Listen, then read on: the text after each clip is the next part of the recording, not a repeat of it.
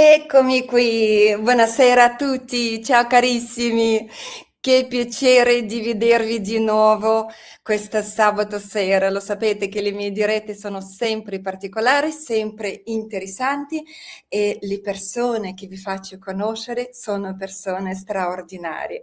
Oggi abbiamo una sorpresa per voi, vi presento una persona unica che ci sono pochi che hanno questa carisma, questa conoscenza, questa voglia di trasmettere il suo sapere al pubblico che veramente non si trovano. Per voi è una sorpresa.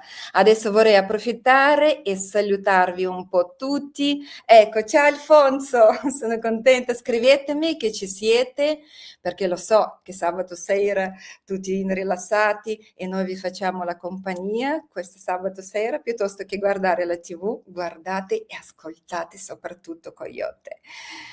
Ecco, è entrato anche Vlad, ciao Vlad, Marzia, come potrebbe mancare il mio gruppo. Sono felice, scrivetemi che ci siete, voglio leggere i vostri nomi e salutarvi tutti quanti di persona. Come lo sapete, vi ho fatto un po' emozionare con questo ingresso con video introduttivo dove ho condiviso alcune immagini del mio viaggio di Damanhur. Se qualcuno che ascolta questi video registrati non ha visto ancora ultimissimo video su Damanhur, dovete andare a vedere, perché come ho raccontato io, Damanhur non racconta nessuno. Non è stata classica scena da turista, andare a scattare le fotografie e raccontare, ma è stato un vissuto in casa della gente, delle persone, nella comunità che vivono lì, conoscere le persone incredibili, che non ci hanno aperto solo le porte di casa loro, ma anche hanno aperto l'anima. È stato molto emozionante, molto magico. Questo posto, se avete visto che ascoltato il video, è intrinsecato di un'energia incredibile. Ogni volta che mi giravo, guardavo il cielo.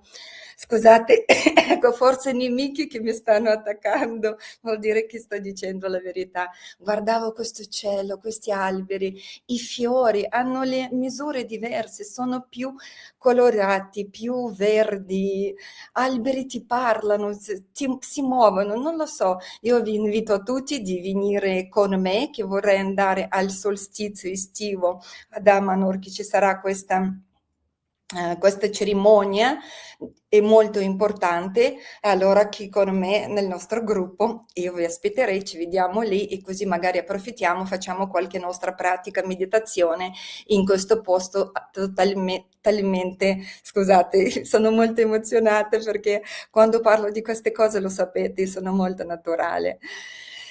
E allora vi ho lanciato anche una prossima tappa insieme a tutti, festeggiare il solstizio ad Amanur. Vedo che stanno unendo altre persone, c'è Luigia, c'è la Tana di Bianconiglio, la nostra Veronica. Ciao Vero, con Veronica abbiamo fatto un evento a Milano, da me in showroom, 9 maggio. Domani vi pubblicherò la mia partecipazione, eravamo 9 oratori, io ho fatto la mia parte dove ho abbinato il metodo di Bronnikov con i 20 tipi di sogni.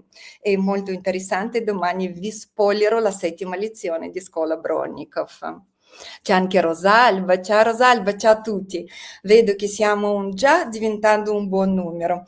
Io direi che vi posso presentare anche Coyote, ma prima vi vorrei mostrare questo fantastico libro. Lo sto leggendo e questo libro mi ha catturato. Mi sembra che con ogni pagina che leggo entro in un mondo magico, a parte che la sua dedica, che per me è veramente preziosa. Anzi, quando andiamo insieme ad Amanur, compriamo questo libro e facciamo autografare da Coyote, perché questo vale veramente tanto. E leggendo questo libro tocca gli argomenti che noi tutti i giorni ci discutiamo anche sulle nostre pagine Telegram. Parla di divinità, di realtà della nascita, il mondo materiale, di caos, purtroppo quello che stiamo vivendo adesso, del tempo, di sensi, delle fonti energia, alchimia, cos'è la tecnologia selfica, che poi di questo vi parlerà Coyote. Ci sono tanti temi interessanti, che persino tecnologie magiche per il viaggio viaggio nel tempo. Io credo che questo vi interessa a tutti quanti, perché tutti quanti vogliamo viaggiare. Qualcuno di noi nel sogno sta già facendo il suo viaggio, ma forse Coyote oggi ci svela qualcosa che ancora non ci è stato detto. Poi c'è la storia della magia, non vi voglio svelare, il libro è veramente talmente intenso che io credo personalmente che chiunque che studia nostri argomenti di risveglio e consapevolezza, come il gruppo Telegram che ce l'ho io, allora deve leggere questo libro. E allora cosa vi potrei dire di Coyote? Che ci sono le persone che non ti parlano soltanto di spiritualità, ma ti fanno guardare la realtà in modo diverso. Coyote Gardo è una di queste persone. Attraverso il concetto di fisica spirituale porta una visione in cui coscienza, energia, sincronicità e realtà sembrano intrecciarsi in qualcosa di molto profondo, qualcosa che solo possiamo immaginare. E allora non mi rimane nient'altro che farvi conoscere Coyote di persona. Eccoci qua. Buonasera, buonasera a tutti con voi, con te Oksana. Ma mi hai fatto un'introduzione, mi hai fatto veramente emozionare, hai fatto un'introduzione stupenda, ti ringrazio molto. Io sono insolita, guarda, delle tue stati e conoscenze parlano tutti, ma presentarti così, È vero, penso, non l'ha mai fatto nessuno. Ti sono ringrazio molto, è contenta. la più bella presentazione che mi sia mai stata fatta. Sono molto contenta che hai apprezzato. Tantissimo, tantissimo e sono molto contento di essere qui sul tuo canale. Allora, il mio pubblico un po' già ti conosce perché hanno visto video su Damanhur, come ho detto all'inizio, ho già anticipato qualcosa sulla nostra intervista che è stata fatta per il gruppo di Alan in lingua russa, mamma mia, 2 ore e 40 di traduzioni, ma poi hai visto quanto eravamo tutti curiosi. E adesso mi sembrava giusto di far conoscere te al mio gruppo italiano, perché comunque Italia ormai è la mia seconda patria. Io da una buona russa sono riuscita comunque a creare questo gruppo di persone che mi hanno dato la fiducia, accettandomi così come sono e seguendomi anche sia dal mio canale sia sui miei gruppi. Perciò volevo ringraziare anche tutti quanti che mi seguono. Grazie profondo del cuore, fate parte della mia famiglia. E poi adesso che sono entrata ad Amanur e conosciuto te, ho capito che prima ti ho fatto vedere anche un quadro, vedo che tu indietro hai un quadro, io ho mostrato a Coyote un quadro originario che ho comprato di Falco. Ho fatto questo quadro mi ha richiamato e quando l'ho mostrato a Coyote, Coyote mi ha detto: "Ah, ma guarda che questo quadro ho analizzato 2 mesi prima." Ho detto: "Ma come?" E qui entra sincronicità, proprio il tema di nostra oggi serata, sincronicità, tecnologia, ma visto che ho tirato fuori il discorso di Falco, vuoi raccontarci come l'hai conosciuto te, chi è Falco? Perché questo personaggio così mistico, poco terrestre, ci proprio incuriosisce molto. Volentieri. Allora, Falco, per noi da manuriani è stato ed è tuttora un avatar, cioè un'anima che ha già illuminato il suo percorso, che ha raggiunto, diciamo, il risveglio completo, insomma, di quella che era la sua anima, il suo potenziale e ha messo ovviamente questo suo potenziale al servizio dell'evoluzione umana, quindi è diventato a tutti gli effetti un maestro. Lui, da quanto ci ha raccontato, diciamo, ha già fatto tante vite in tanti posti diversi, proprio intendo già come maestro. Ha sviluppato delle comunità e dei popoli anche in altri punti del tempo e segue una sua missione che poi lo ha portato in questa epoca, diciamo, a nascere qui in Italia e poi a fondare la comunità di Damanhur, perché questo faceva parte di un suo programma che comunque ha a che fare con l'evoluzione umana, non è un programma, diciamo, suo specifico personale, è un programma che riguarda l'umanità, sono i programmi che portano avanti i maestri di un certo livello. Lui non era conosciutissimo al di fuori di Damanhur, era conosciuto come guaritore, come fondatore della comunità, ma al di fuori di Damanhur pochissime persone conoscono quali erano i suoi poteri, cioè quali erano le sue potenzialità anche dal punto di vista proprio magico, perché lui a Damanhur ha fondato una vera e propria scuola di magia per formare delle persone, dei maghi, ma non diciamo per usare poi questi poteri a caso così, ma ha formato una scuola perché portasse avanti un programma specifico che poi era ovviamente anche il suo programma, che non poteva essere sviluppato diciamo solo da lui personalmente, quindi c'era bisogno proprio di una struttura collettiva di un popolo intero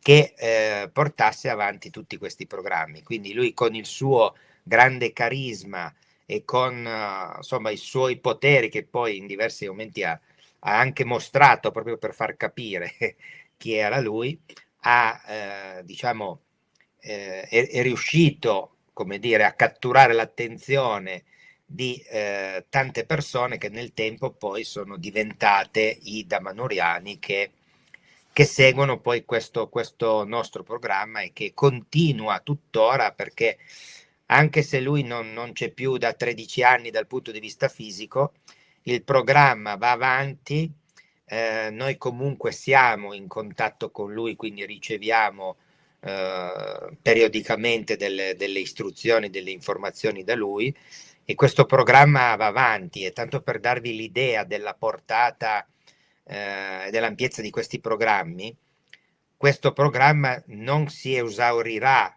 con questa nostra vita, ma proseguirà in altre vite perché attraverso le sue conoscenze noi oggi siamo in grado di programmare le reincarnazioni. Quindi quello che sta facendo Damanhur oggi, grazie agli insegnamenti di Falco, durerà qui ancora fino a un punto per un certo numero di anni, ma poi praticamente sono già programmati degli altri punti nel futuro dove più o meno tutti quanti noi ci reincarneremo per portare avanti lo stesso programma ed è una cosa un po' fantascientifica, ma vi assicuro che è un progetto, un programma reale. E io, diciamo, conobbi Falco all'inizio degli anni 90, considerate che allora non c'era né internet né i telefoni cellulari, quindi la comunicazione funzionava in modo molto diverso, però la sincronicità è sempre esistita anche allora, per cui diciamo con i classici passaparola io sono venuto a sapere di questo posto particolare che era Damanhur e arrivai in visita a questa comunità che allora veniva ritenuta da quelli che vivevano l'intorno un posto di pazzi, di matti, all'inizio degli anni 90 e conobbi subito Falco perché diciamo lui non era uno che diciamo si teneva lontano e con cui era difficile parlare, era lì per cui se arrivavi a Damanhur potevi tranquillamente parlare con lui e dalla prima volta che gli ho parlato insomma ci siamo detti certe cose, lui ha letteralmente come dire scavato un solco nella mia mente facendomi capire che insomma lì si stava facendo qualcosa che faceva parte anche del mio programma di vita, per cui poi io dopo pochissimo tempo insomma ho messo a posto più o meno quello che stavo facendo allora nella mia vita e mi sono trasferito lì e sono 32 anni che vivo lì a Damanhur. Guarda, su Damanhur, come ben sai, parlano di tutto, è una setta, chissà Assolutamente. cosa fanno lì. Io sono stata lì e ho visto tutta la gente sorridente, felice, tranquilla. Ho partecipato anche alla cerimonia della notte di oracoli e vedevo energie che ci si creava. Guarda, forse tu non hai notato, ma in quella volta, io che arrivando da Milano, dove abbiamo il cielo offuscato, vedevo le nuvole, quelle vere, la sera, sotto la luna, e poi a un certo punto le nuvole con energie che si è creato hanno assunto una forma geometrica regolare. Io dicevo, ma com'è possibile? Da un palco di un tempio aperto noi siamo riusciti a creare questa fonte energetica talmente potente che ha modificato anche le nuvole. Già, sì, sì, è così. Questi riti, come hai osservato giustamente tu, hanno una potenza molto grande e poi le stesse persone che sono lì contribuiscono, diciamo, ad amplificare l'energia di questo rito. Infatti a volte ci sono proprio anche delle manifestazioni energetiche, anche proprio del tempo atmosferico particolari durante questi riti, ma poi anche l'energia, insomma, mistica, quella l'hai sentita, non te la devo spiegare io perché so che tu sei sensitiva, quindi avrai sentito molto bene l'energia, diciamo, di tutto il tempio e di tutto, insomma, tutto quello che avveniva durante questa ora e mezza del rito dell'oracolo, che è una delle, diciamo, ritualità particolari che ad Amanor si svolgono regolarmente, sempre attraverso l'insegnamento di Falco, perché lui che nel tempo ha insegnato tutte queste cose, cioè come il linguaggio rituale, come si fa il contatto con le forze divine, come si costruisce un rito, eccetera, eccetera. Quindi tutto quello che vediamo ad Amanor arriva tutto dall'insegnamento di Falco. Quindi lui, insomma, era per affermare ancora una volta che lui è stato un grande maestro, cioè, ripeto, magari fuori da Damanhur non è così tanto conosciuto, ma noi che lo abbiamo conosciuto direttamente, abbiamo vissuto con lui per tanti anni, per noi Falco è un personaggio, per capirci, alla stregua di Cristo, di Buddha, E Maometto, infatti cioè mi sta siamo. chiedendo John nella chat, Falco è stato anche un discepolo di Yeshua? Secondo Guarda, voi? in un suo libro Falco definiva Gesù come il suo compagno di giochi di 2000 anni fa. Ma dai. Quindi sì, Falco nelle sue varie vite è stato anche probabilmente nelle scuole esseniche, quindi e lui diceva di aver proprio conosciuto Cristo, insomma Gesù, insomma chiamiamolo come ci pare, comunque lui Ma l'hai insomma. conosciuto anche te? Ci hai raccontato durante l'intervista? Esatto, ma io, io ho vissuto in quel periodo, ma ovviamente il mio livello era un po' diverso. Io ero un semplice commerciante che vendeva, diciamo, articoli tipo bracciali, bigiotteria, insomma, e che si spostava di villaggio in villaggio e a un certo punto ho incontrato questo gruppo che erano più o meno 150 persone che si muovevano seguendo questo personaggio, no? Che io ne avevo sentito già parlare così, ma non conoscevo più di tanto. Però lì sono stato anche in quella vita investito da questa energia di questo maestro e ho lasciato quello che stavo facendo, mi sono messo a seguire questo gruppo di persone e mi sono unito a questa comunità perché anche allora. Vedi, perciò l'hai già fatto nel passato, l'hai fatto anche ora. Esatto, esatto. Dimmi dove vai in futuro, così almeno ti raggiungo e lo so che mi troverò insieme con dei maestri di un certo livello, anziché perdere il tempo inutilmente.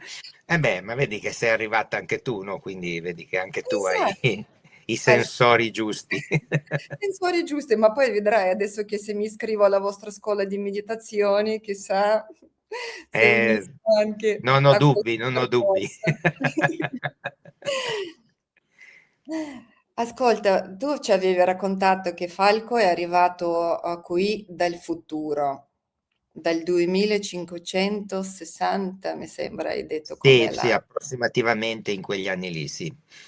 Puoi approfondire un po' questo discorso, perciò lui sapeva già che cosa succede in quei anni, perché lui è venuto qui ora. Sì, allora, questo è un discorso molto fantascientifico perché, Quando amiamo le favole, dai, diciamo esatto, così. Raccontiamo una eh, favola. certo, certo. Quindi praticamente lui, immaginate che sia stato inviato sulla Terra, perché lui praticamente immaginiamolo che vivesse ormai anche in altri mondi, in altri posti, però era, come dire, faceva parte di questo team di personaggi, anime particolari che possono essere inviate, cioè i cosiddetti inviati, su determinati mondi per fare dei lavori che hanno a che fare con la crescita spirituale, quindi con l'evoluzione di questi mondi stessi. No? E secondo quello che lui ci ha insegnato, no? Esiste proprio una organizzazione che noi chiamiamo semplicemente il consiglio. No, altre scuole lo chiamano il consiglio intergalattico, comunque sono sempre questi esseri qui. Sono rappresentanti dei mondi umani più avanzati. Quindi parliamo di tanti altri mondi dove c'è la specie umana o c'è comunque l'anima umana rappresentata da forme viventi che, insomma, che esprimono evoluzione dell'anima umana stessa. Ecco, immaginate che i mondi più avanzati abbiano un consesso formato da loro rappresentanti e che appunto assieme costituiscono questo consiglio. Questo consiglio immaginiamo che sia un organismo che è come se tenesse sotto controllo quello che avviene anche in tanti altri mondi che invece si stanno evolvendo, ma sono ancora in una fase di... Scusate, una chiamata. Sono ancora in una fase di rischio per quanto riguarda le forze negative che ostacolano l'evoluzione umana. Questo è un altro discorso che magari poi vi aggiungo dopo. Quindi questo consiglio periodicamente invia questi maestri in determinati pianeti a fare un certo tipo di lavoro, no? Come hanno fatto anche Cristo, Buddha, eccetera, eccetera. Queste anime erano altrettanti inviati e mandati sempre da questo consiglio. Quindi è sempre la stessa organizzazione che ha mandato tutti questi maestri nei vari posti a svolgere il loro compito. E in questo stesso modo è stato inviato Falco sulla Terra per aiutare appunto l'evoluzione della Terra. Ma qui arriva il punto un po' più incredibile, perché lui è arrivato sulla Terra approssimativamente nel 2560, ma non perché gli piaceva andare nel futuro, perché quello è il presente sul nostro pianeta, il presente è in quella zona lì. Quindi questo vuol dire che noi in realtà viviamo in una zona di tempo che è un passato. A noi sembra di essere nel presente, ma il vero presente si trova fra circa 600 anni. Perché questo? Perché diciamo questo? Perché esistono delle linee temporali dove ci sono storie già successe, già accadute, già scritte, che arrivano più o meno fino a quel periodo. Attualmente siamo intorno al 2600 e qualche anno, quindi il presente sarebbe quello lì. Allora Falco è arrivato quindi nel presente e lui aveva una sua missione da svolgere, ma praticamente lui ha realizzato che quello che doveva fare in quella società, per come era messa in quel momento, sarebbe stato impossibile, difficilissimo. Risultava molto più facile andarlo a fare in un punto del tempo più indietro. Considerate che queste anime, questi maestri, hanno la possibilità di incarnarsi dove vogliono, non hanno certamente i nostri limiti, quindi lui è arrivato nel 2600 circa e lì ha preso un corpo. Poi ha visto che lì non funzionava tanto bene, ha analizzato con le sue potenzialità, cercando un punto del tempo dove ci fossero delle caratteristiche adatte per poter fare quello che era il suo lavoro, e ha visto che la zona migliore era, diciamo, la seconda metà del secolo scorso, cioè dal 1950 fino, diciamo, ai nostri giorni sostanzialmente. E praticamente cosa ha fatto? Ha preso un altro corpo in quel punto del tempo. Quindi lui ha un corpo in quello che per noi è il futuro, e un altro corpo è quello che abbiamo conosciuto noi, che qui è nato nel 1950, ha fatto il suo percorso di risveglio, e a un certo punto, quando aveva la memoria sufficientemente completa, ha iniziato ad operare per quello che era il suo programma magico. Ovviamente questo è quello che abbiamo conosciuto noi e che ha creato poi Damanhur, e che diciamo ha insegnato tutte quelle cose che dicevo prima. Quindi questo ci fa capire che lui ha una potenzialità di muoversi nel tempo, di programmare la sua reincarnazione, e addirittura di usare più corpi contemporaneamente. Ecco, queste sono cose che poi lui ha rivelato a tutti noi poco per volta, perché non è così, diciamo, immediato poter non tanto capire, ma credere a delle cose di questo genere. Quindi queste cose sono state rivelate poco per volta. Diciamo che ad oggi, avendo fatto come umanità, dal mio punto di vista, anche un certo salto, le persone che sono abbastanza indirizzate verso tematiche spirituali oggi sono in grado anche molto più velocemente di recepire informazioni di questo tipo, ma negli anni 70-80 informazioni di questo genere andavano, come dire, portate poco per volta, più delicatamente. E lui così fece, però noi a un certo punto ci siamo resi conto appunto di come funzionava il tutto. Addirittura pensate che lui a un certo punto ci ha rivelato che lui in tutto utilizzava 88 corpi diversi, presenti in 88 Contemporaneamente? contemporaneamente, ma non nello stesso tempo, Ah, ognuno in un punto del tempo diverso. Cioè questi erano personaggi che apparentemente facevano la loro vita, però tutti quanti collegati da, insomma, da un filo particolare, e la sua coscienza poteva essere spostata in uno qualunque di questi corpi, potendo quindi muoversi nel tempo senza bisogno di nessuna tecnologia, di nessun strumento particolare, semplicemente spostando la propria coscienza in un altro terminale di ricezione, che praticamente è un altro corpo. Questo era per darvi un assaggio dei poteri che aveva Falco, e questo appunto è una delle tante potenzialità che lui aveva. spero che qualcosa ha insegnato anche a voi.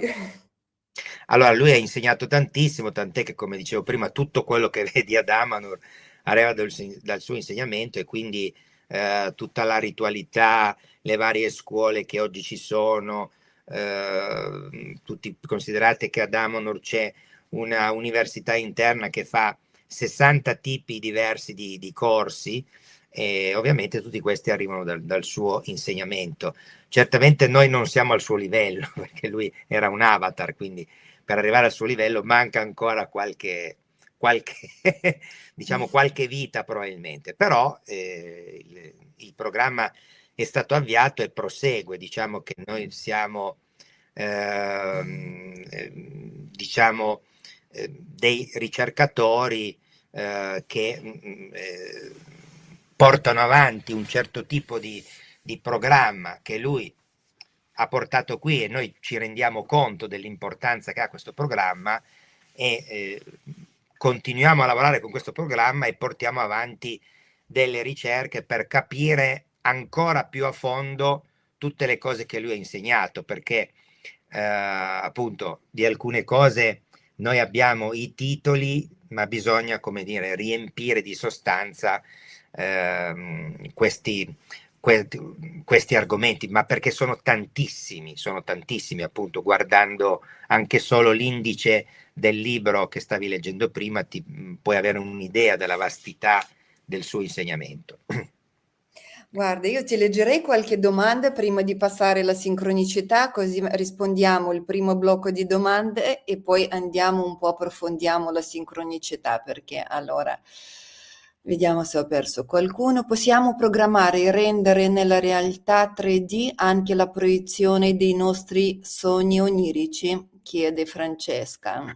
Sì, programmare i sogni è una cosa relativamente facile, bisogna fare un po' di addestramento, ma è una cosa relativamente facile. La cosa un po' più difficile è riuscire a essere lucidi nel sogno, che è la cosa poi importante per riuscire a utilizzarli proprio come potere, perché il sogno è uno dei nostri poteri, è un potere tra l'altro molto, molto importante e abbastanza sconosciuto nella società attuale. Chiaramente ci sono tantissimi personaggi e ricercatori che hanno approfondito la tematica, ma da un punto di vista generale, per esempio per quanto riguarda la ricerca scientifica, il sogno è una cosa che non desta nessun tipo di interesse alla ricerca scientifica. Invece nel funzionamento della mente umana il sogno è un qualche cosa che permetterebbe di capire anche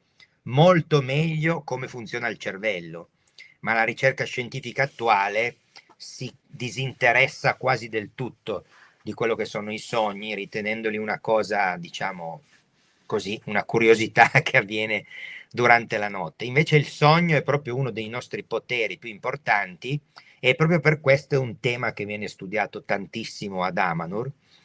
E, tra l'altro proprio attraverso le istruzioni che Falco ha lasciato dopo la sua morte si sono sviluppate proprio delle ricerche, dei gruppi di sognanti, noi li chiamiamo così, per poter fare certe cose, diciamo che Falco prima faceva lui direttamente, ma che adesso dobbiamo farle noi e operando attraverso appunto i sogni. Perché? Proprio perché sono come dicevo prima, uno dei nostri poteri più importanti, ma sono poteri da riscoprire, cioè proprio da riscoprire qual è la funzione più elevata del sogno e a che cosa serve veramente. Quindi c'è una scuola di formazione sui sogni dove questa cosa viene fatta e ripeto, comunque si può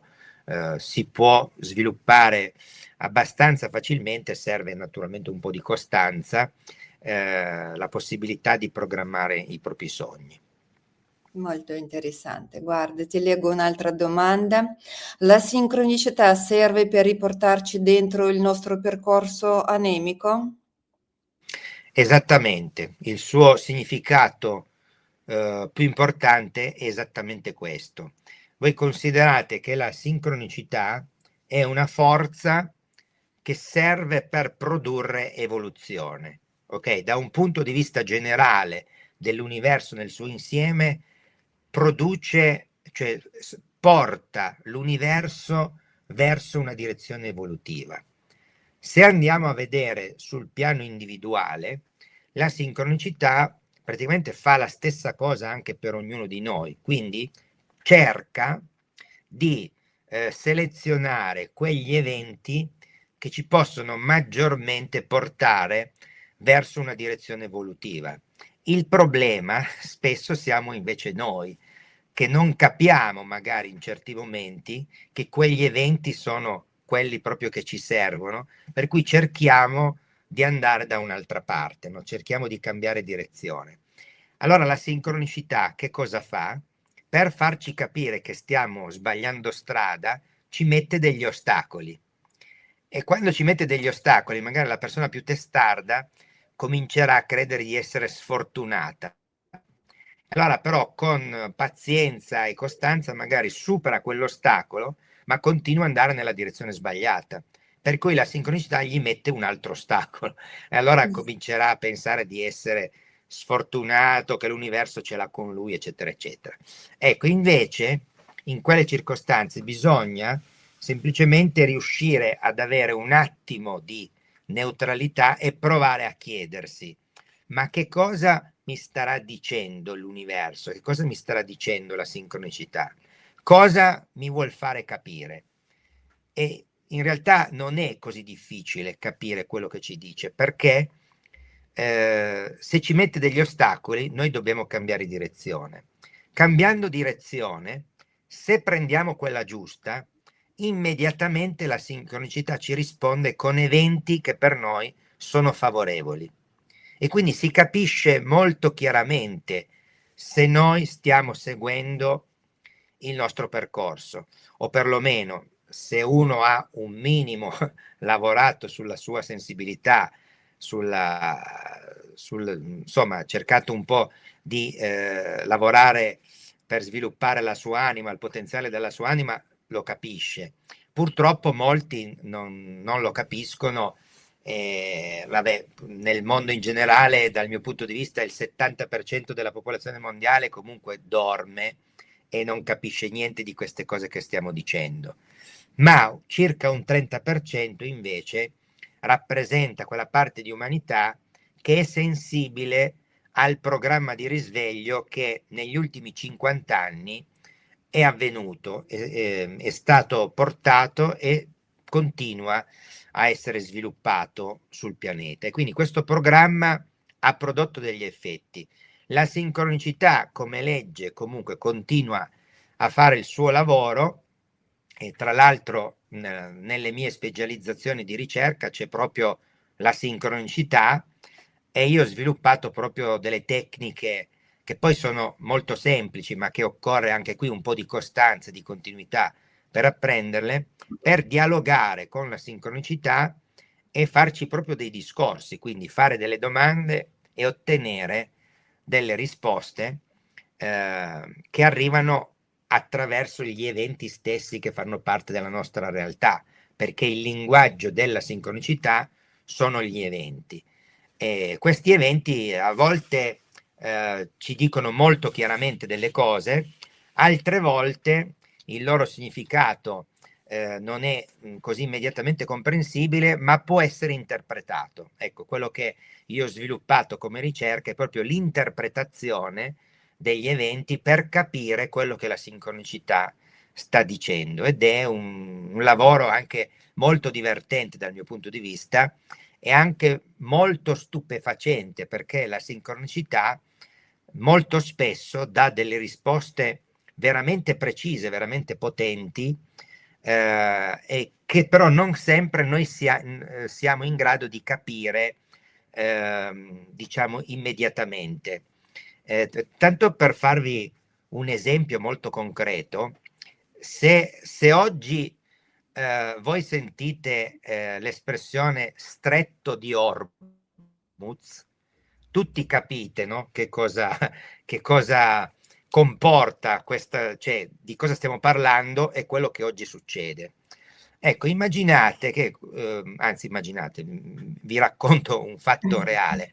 Qualche anno fa, attraverso una ricerca proprio fatta con la sincronicità, utilizzando questo dialogo con la sincronicità, è venuta fuori proprio questa cosa, è venuto fuori lo stretto di Hormuz. Solo che allora nessuno capiva che cosa volesse dire. Oggi si capisce perfettamente, e quindi oggi abbiamo capito oggi, a distanza di qualche anno, perché questa cosa è avvenuta almeno 4-5 anni fa, che cosa volesse dire quella risposta. E questo per darvi un esempio proprio concreto, no, di come a volte la sincronicità risponde in modo preciso, ma siccome la sincronicità è al di fuori del tempo, può dare delle risposte che magari riguardano un evento anche futuro, come è avvenuto in questo caso, e naturalmente in quel momento non si può capire, ma bisogna immaginare che potrebbe essere anche un qualcosa di questo tipo, cioè quando non si capisce nell'immediato potrebbe essere qualcosa che ha a che fare con il futuro. Comunque, insomma, un esercizio molto anche divertente e molto arricchente, perché ci dà una percezione della realtà molto diversa da quella che normalmente usiamo, perché noi siamo abituati a ragionare, no, con una realtà fatta di eventi che hanno una relazione di causa e di effetto, mentre invece la realtà non funziona affatto con una causa-effetto, perché quello che dal punto di vista delle leggi regola gli eventi è la sincronicità, e la sincronicità non ha niente a che fare con la causa-effetto. Ciò che noi vediamo come causa-effetto è solo un'illusione dei nostri sensi, che naturalmente ha un proprio, cioè non è una presa in giro di noi stessi. Questa percezione dei nostri sensi, dove sembra che ci sia una causa prima e un effetto dopo, diciamo che ha un suo senso, perché è quella cosa che ci permette di immaginare un percorso di evoluzione, quindi un percorso in cui noi partiamo da un livello basso e raggiungiamo un livello man mano più alto. Per capire questa cosa serve il tempo, serve una direzione e quindi serve il concetto di causa-effetto, ma è un'illusione. Quindi, se noi capiamo la realtà ad un livello superiore, eh, possiamo capire che i veri meccanismi che regolano le cose sono quelli sincronici, e con la causa-effetto ci giochiamo, quello che fa un mago. Una domanda, riesci a dare una definizione precisa alla sincronicità? Perché molte oggi, anche io in prima persona, quando vedo magari numeri tripli, quadrupli che si ripetono in continuazione, molti dicono mi stanno accadendo le cose sincroniche, ripetizione degli stessi eventi. Uno dice cosa mi può manifestare questa apparizione? Invece tu parli di sincronicità che veramente gestisce e crea andamento della realtà, è una cosa completamente diversa. Sì, non è che sia un'altra cosa, ma è una spiegazione più complessa, cioè che serve a darci l'idea di un qualcosa che noi possiamo utilizzare, ok? Perché adesso poi arrivo alla definizione, ma volevo spiegarvi questo concetto. Cioè, molte persone, no, parlano della sincronicità portando come esempi di sincronicità le coincidenze significative, come quella che tu citavi prima, no? Cioè, tu hai comprato quel quadro, e questo quadro io 2 mesi fa l'ho analizzato perché sembrava, poteva essere un quadro che parlava di un argomento importante che in quel momento, su cui in quel momento stavamo facendo una ricerca, no? Quindi la coincidenza è che noi ci siamo interessati di quel quadro e poi tu lo hai comprato, e noi adesso siamo qui, no, che stiamo anche lavorando insieme. Sì, certo, questa è sincronicità, però non serve a molto che uno dica sì, la sincronicità è quando penso a una persona e poi la incontro per strada. Cioè, limitarla alle coincidenze non è che sia sbagliato, ma non ci dà degli strumenti per poterla utilizzare, ok? È come se noi dicessimo la gravità è quella che fa cadere gli oggetti. Però non è con questo tipo di spiegazione che sono stati costruiti gli aerei, che ovviamente riescono a ottenere una forza contraria, no, alla gravità per stare in aria. Quindi, esattamente con questo tipo di ragionamento, noi diciamo che la sincronicità è una legge, proviamo a dare definizioni da punti di vista diversi. Come legge universale, la sincronicità è semplicemente quella che seleziona gli eventi che devono accadere, o letteralmente quella che fa accadere gli eventi. E quindi già in base a questo principio noi possiamo dire che nessun evento accade mai per caso, perché è sempre determinato dalla sincronicità. Questo vuol dire che quell'evento ha un significato preciso per la sincronicità. Che sia un evento positivo o negativo, comunque la sincronicità lo ha scelto con una finalità che in ultima analisi è una finalità evolutiva. Vuol dire che quell'evento ha una potenzialità positiva. Ok, questo da un punto di vista generale.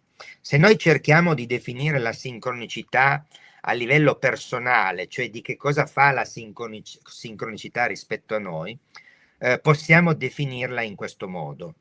La sincronicità è quella forza che ci fa arrivare l'evento giusto al momento giusto.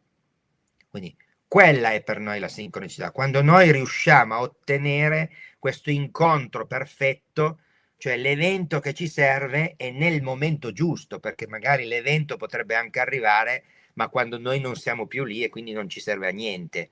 Invece l'evento al momento giusto, cioè un incontro di due cose, come la coincidenza, no? È l'incontro di due cose particolari. In questo caso l'evento che ci serve è il fatto che questo evento arrivi dove siamo noi. Però ovviamente molti potranno dire, ma se la sincronicità fa accadere sempre quell'evento giusto al momento giusto, allora quando le cose ci vanno male, cos'è la sincronicità? Non funziona? Ecco, allora qui dobbiamo ovviamente specificare che se dal punto di vista universale la sincronicità è sempre positiva, dal punto di vista individuale invece non funziona così, cioè c'è la sincronicità positiva e c'è anche quella negativa, o meglio, in realtà è più preciso dire che noi siamo sintonizzati sulla stessa frequenza della sincronicità oppure siamo sintonizzati su un'altra frequenza. Nel primo caso, chiaramente, se siamo sintonizzati, se siamo in entanglement, no, potremmo dire, con la sincronicità, gli eventi sono per noi favorevoli. Se vibriamo a un'altra frequenza, gli eventi sono per noi sfavorevoli. Perché, cioè, come si fa a capire, cioè più che a capire perché noi a volte siamo ben sintonizzati con la sincronicità e a volte no? Ecco, quello che diceva prima uno degli ascoltatori è la chiave di comprensione, cioè quando noi portiamo avanti qualcosa che fa parte della nostra missione animica, quindi un qualcosa che è determinante per la nostra evoluzione, ma è anche determinante rispetto al motivo per cui noi siamo nati, perché c'è un motivo per cui ognuno di noi è nato in questo tempo. La nostra anima, se si è manifestata in questa epoca, ha una missione da svolgere in questa epoca. Che ci piaccia o no, e anche se noi siamo dotati di libero arbitrio, quindi potremmo anche scegliere di fare altro, ma non ci conviene comunque. Se noi vogliamo portare, diciamo in ultima analisi, un successo nella nostra vita, dobbiamo realizzare la nostra missione. E se noi andiamo in quella direzione, la sincronicità riconosce che stiamo facendo la cosa giusta e quindi ci porta agli eventi favorevoli.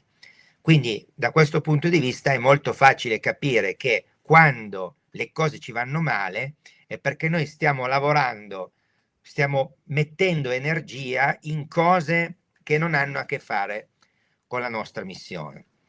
Ovviamente la nostra missione non è una cosa così restringente per cui noi siamo costretti a fare quella cosa lì, è un qualche cosa di sufficientemente ampio che può essere fatto anche in tanti modi diversi, ma è comunque una direzione. Quindi se noi vogliamo avere il vento a favore, cioè la sincronicità che ci aiuta, dobbiamo andare in quella direzione. E per andare in quella direzione ovviamente bisogna anche conoscerla, quindi questo vuol dire lavorare su di sé, capire quali sono i nostri talenti, quali sono le nostre potenzialità, perché le nostre potenzialità sono sicuramente dentro di noi per poterci permettere di realizzare la nostra missione. Tutto chiaro, bel discorso. Guarda, adesso hai spiegato proprio da un accademico di sincronicità. Bene. Guarda, leggo qualche altra domanda perché qua a frattempo si sono accumulati un bel po'. Allora, c'è un, va bene, sincronicità dentro il percorso anemico di Alfonso. Hai risposto, i nomi che prendete ad Amanur mi ricordano tanto i nomi degli indiani d'America. Vi date voi o vi vengono assegnati? Allora, la persona li sceglie, lo sceglie, poi però deve essere approvato in un'assemblea pubblica, deve essere approvato anche dagli altri, quindi può andarti bene oppure no. Ad esempio, nel mio caso, ognuno di noi ha un nome di animale e uno di vegetale. Il nome di animale coyote l'ho scelto io, invece il nome cardo me l'hanno dato, io ne avevo scelto un altro, quell'altro non è stato accettato e mi è stato proposto questo, io ho accettato questo. Poi la persona può anche rifiutarlo il nome, ma nella tradizione damanoriana non è una buona cosa rifiutare il nome che ti viene proposto, perché viene visto come una cosa appunto asincronica. E siccome ad Amonor è molto importante il discorso comunitario, allora in certi casi le persone devono, come dire, devono orientarsi secondo la visione che la comunità ha. Magari tu personalmente puoi avere una visione diversa, ma se tutti gli altri pensano in un altro modo, devi adeguarti.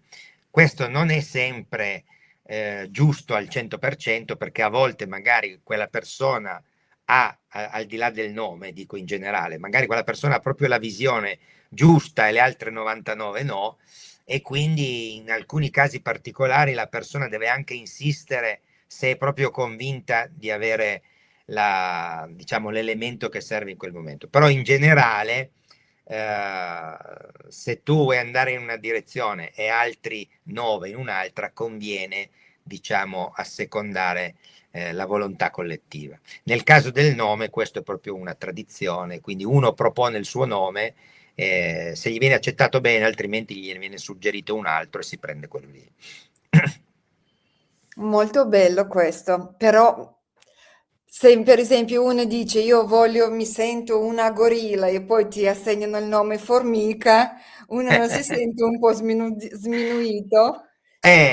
Come dicevo prima, può anche rifiutarlo, non è visto come una buona cosa, però qualche volta è successo, qualche volta è successo che qualcuno ha rifiutato il nome, ma non è, diciamo, nella maggior parte dei casi poi le persone accettano il nome e poi alla fine a loro piace, magari non subito, ma poi, ad esempio, a me adesso il nome Cardo mi piace tantissimo. All'inizio, il primo mese non mi piaceva molto, ma poi mi sono abituato. Alfonso ancora sta chiedendo, chi decide prima della nostra nascita quale sarà il nostro compito sulla Terra? I signori del karma. I signori del karma sono anche loro dei maestri, come Cristo, come quelli lì, solo che hanno un compito diverso. Questi maestri solitamente non sono incarnati, possono anche essere incarnati in corpi fisici, ma di solito agiscono proprio, diciamo, nell'aldilà, nell'oltre, e sono quelli proprio che guidano le anime che devono reincarnarsi nell'indirizzarle, proprio si chiamano signori del karma perché questi lavorano per bilanciare il karma dell'anima, perché se il karma non è bilanciato, l'evoluzione non può proseguire. E quindi, siccome ognuno di noi produce del karma, quando ti incarni, devi passare comunque sicuramente attraverso degli eventi che vanno a bilanciare il tuo karma. A parte questo, però, i signori del karma cercheranno di metterti in una condizione tale che ti possa aiutare il più velocemente possibile a trovare la tua strada. Però dipende anche molto da quanto karma tu hai accumulato nelle tue esperienze passate. Il karma ovviamente è responsabilità nostra, dipende dalle scelte che noi facciamo durante la nostra esistenza. Quindi sono loro che decidono.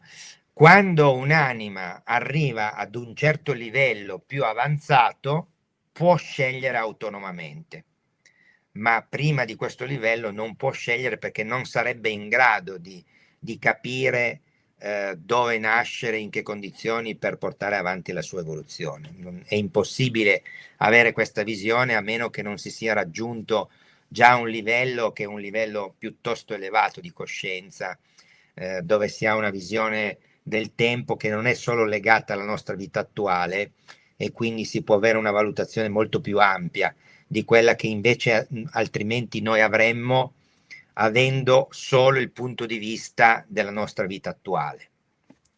Spero di essermi spiegato. Sì, hai spiegato, soltanto sai cosa non mi è molto chiaro, va bene, il concetto è chiarissimo, però la prossima incarnazione nostra umana, diciamo, noi non siamo maestri grandi come Falco, praticamente sappiamo che una volta ci reincarniamo viene cancellata la memoria e noi dobbiamo ricominciare da capo. Io dire, io non voglio più andare a scuola, passare nel pannolino e poi di nuovo fare la strada senza magari ricordare quello che ho vissuto nelle vite precedenti. Tu hai avuto questo sblocco della tua memoria, ti sei ricordato che hai vissuto nei tempi di Cristo e eri il suo seguace. Abbiamo una possibilità, noi diciamo la gente che spiritualmente si sta risvegliando, di scoprire i meccanismi per poter reincarnarsi prossimamente già con una consapevolezza precedente? Ecco, questo è un tema molto importante, anzi forse per quanto riguarda l'evoluzione umana, questo è il tema più importante in assoluto. E vi posso dire che nella missione di Falco questo qui era proprio un pezzo importante, cioè lui ha portato avanti un progetto e tutti noi ad Amonor ci abbiamo lavorato per molti anni che va proprio in questa direzione, cioè quello che serve all'essere umano, e questo che vi dico adesso in civiltà molto più antiche era già assolutamente chiaro ed è stato fatto. Poi queste conoscenze sono state perse, e anche la potenzialità dell'uomo è stata ridotta. Questo perché? Perché ci sono delle forze ostili all'evoluzione umana e da sempre c'è una guerra di tipo magico tra l'anima umana e questa forza nemica che vuole impedire all'anima umana di raggiungere il proprio obiettivo qui nella materia. Quindi questa guerra ha determinato in certi momenti storici che l'uomo perdesse delle memorie, perdesse delle potenzialità. Una delle cose che ha perso è proprio questa possibilità di ricollegarsi alle vite precedenti per non ricominciare ogni volta da capo. E tra i lavori magici che ha portato Falco in questa epoca c'è stato proprio quello di recuperare, dare la possibilità all'umanità, e parliamo di un lavoro fatto per l'umanità di tutto il pianeta, quindi di dare nuovamente la possibilità di avere questi collegamenti. Questa cosa dipende soprattutto dalle forze divine con cui l'uomo si può collegare. Tutto questo argomento è un qualcosa del quale l'umanità attuale è molto a digiuno, perché sono conoscenze che negli ultimi 2000 anni sono scomparse. Le religioni monoteistiche sono state le principali responsabili di questa scomparsa. Quindi Falco ha lavorato per ricreare sostanzialmente un collegamento tra l'umanità e le forze divine presenti sul pianeta. Ad oggi purtroppo quando si usa la parola divinità c'è una enorme confusione. Le persone hanno le idee le più svariate possibili, ma vi posso dire che io difficilmente ho incontrato persone a meno che non facessero parte di una scuola esoterica, che avessero un'idea chiara di che cos'è una forza divina, quindi di che cosa sono gli dei di cui tutte le civiltà del passato ci hanno parlato. Questi dei sono proprio la chiave per fare quello che hai chiesto, Oksana, cioè di riuscire ad avere la memoria delle vite precedenti.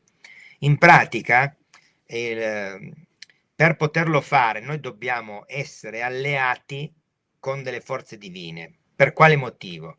Perché quando noi moriamo, la nostra anima transita ovviamente nell'aldilà, e nel momento in cui l'anima è nell'aldilà, in quella fase noi non possiamo esprimere libero arbitrio, non abbiamo facoltà di scelta, ce l'abbiamo solamente quando siamo nella materia. È per quello che è così complicato ritornare poi nella materia, e oltretutto non siamo noi a decidere dove andiamo e come, e ricollegarsi alla vita precedente, perché noi attraversiamo una fase dove non abbiamo nessun controllo di quello che succede. Però attenzione, quel campo lì, l'aldilà, è, diciamo, è il campo questo campo è dominato dagli dei. Per le forze divine quello è casa loro. Quindi se noi abbiamo un'alleanza con le forze divine, cosa succede? Che quando noi moriamo, la nostra anima può essere proprio contenuta dalle stesse forze divine con cui siamo alleati.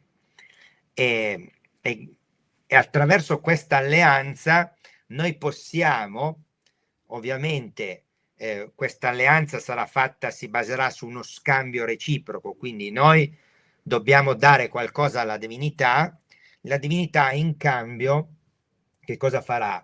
Potrà permettere il rientro dell'anima, quindi la reincarnazione, il rientro nella materia, in un posto adatto per potersi ricollegare con l'esperienza precedente.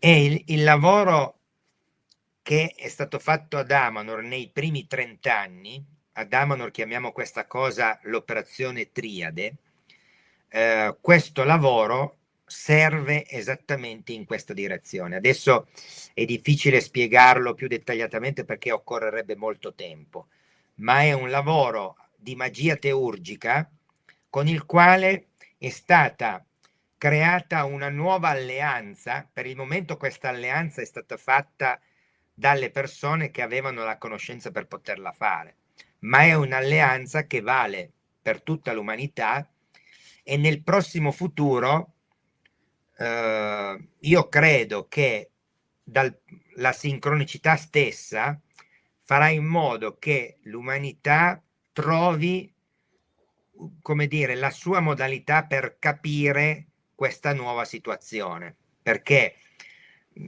oggi per qualcuno che è al di fuori di questi discorsi può sembrare che non sia cambiato nulla, ma se noi torniamo indietro, che ne so, di 30-40 anni, noi ci trovavamo in una situazione che è assolutamente completamente diversa da quella che c'è oggi. Una persona che muore oggi fa un transito nell'aldilà e un ritorno nella materia in un modo che è completamente diverso, e questo a nostro favore, rispetto a quello che avveniva anche solo 30 anni fa.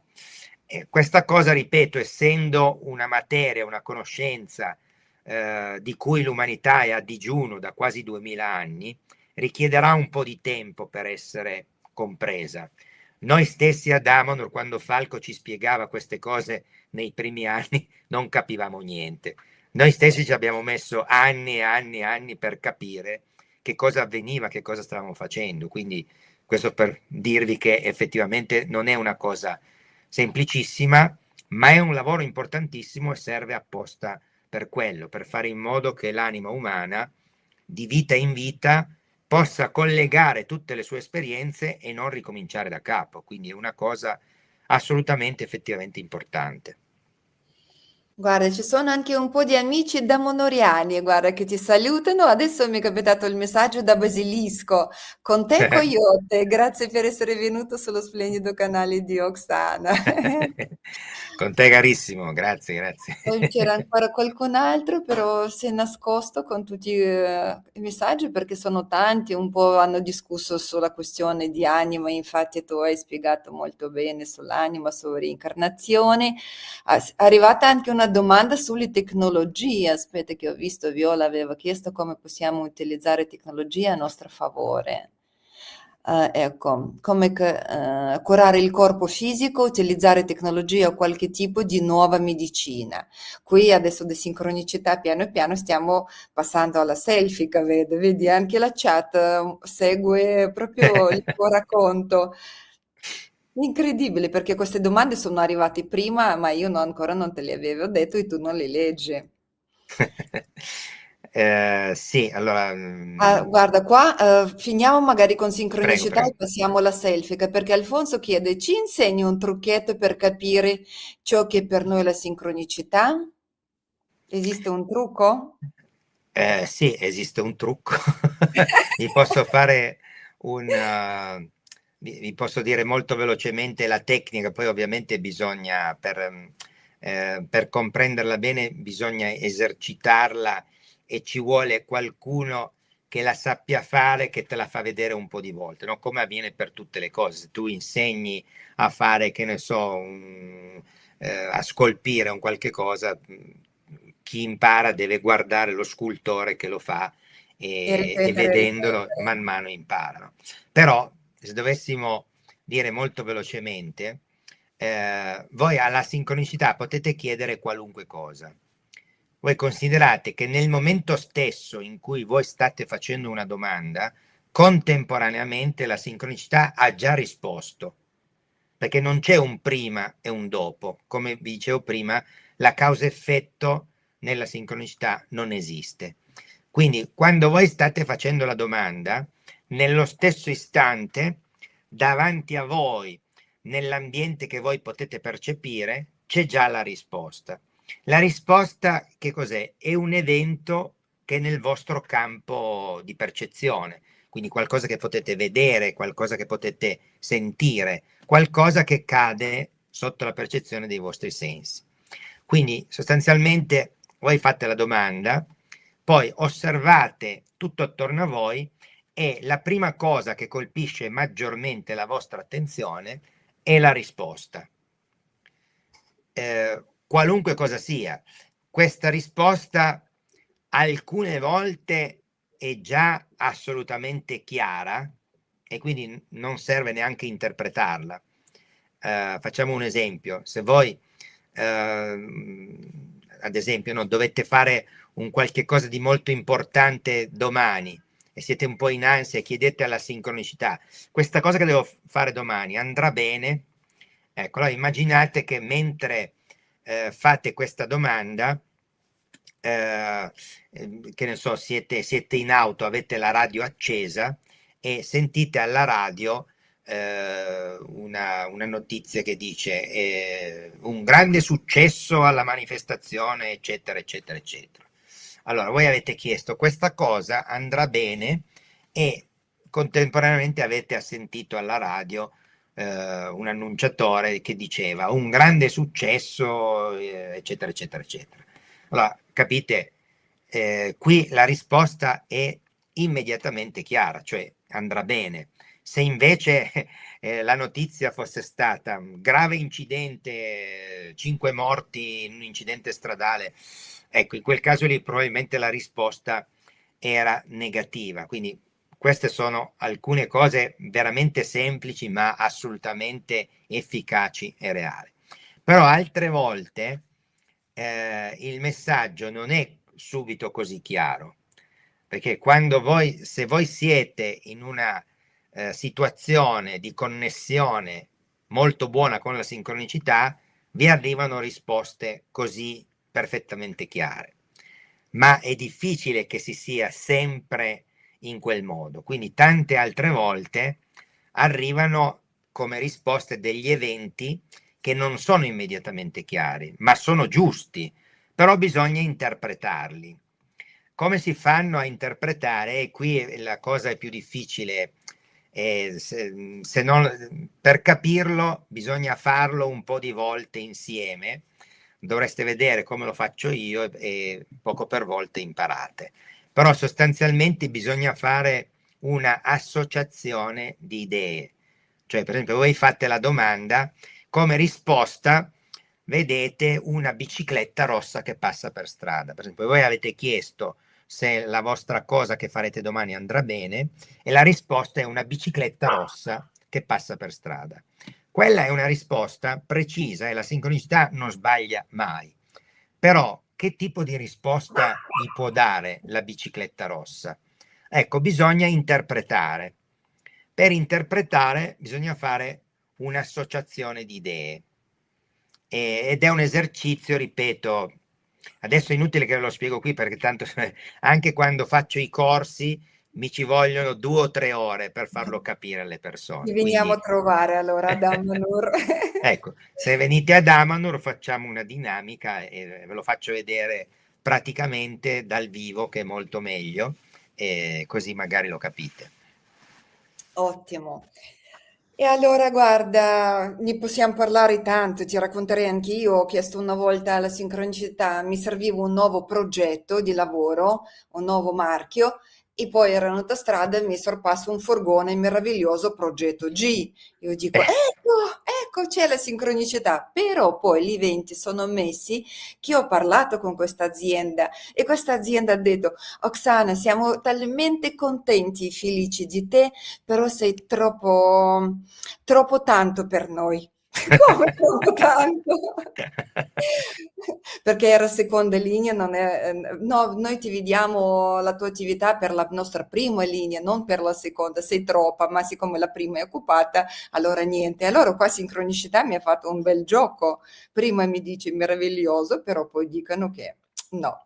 E vedi, si può interpretare in tanti modi. Sì, diciamo che è comunque è un mondo costantemente poi in evoluzione, nel senso che bisogna lavorarci, non è che si fa una domanda, la risposta arriva e questa è una risposta assoluta che vale per sempre.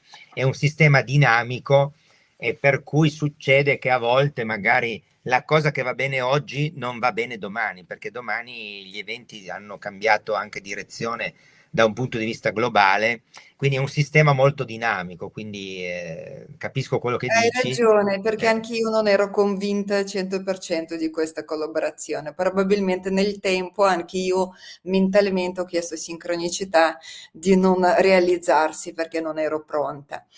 Allora dai, visto che con te tempo vola e siccome abbiamo annunciato anche la tecnologia selfie e Viola aveva chiesto anche come si può curare il corpo, se c'è qualche medicina naturale del futuro, vuoi accennare? Lo so che di selfie si può parlare anche ore, magari ne rifaremo qualche altra live, però giusto un sì, accenno e così nel volentieri. frattempo leggo qualche commento, se c'è qualcosa così rispondiamo anche agli altri.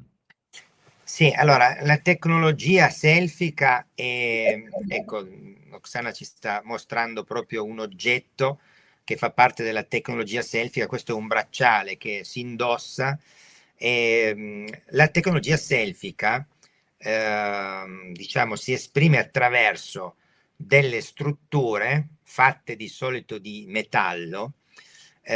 Queste strutture sono costruite con dei meccanismi e con, diciamo, rispettando delle regole molto precise e queste strutture sono esattamente in grado di intervenire sulla sincronicità.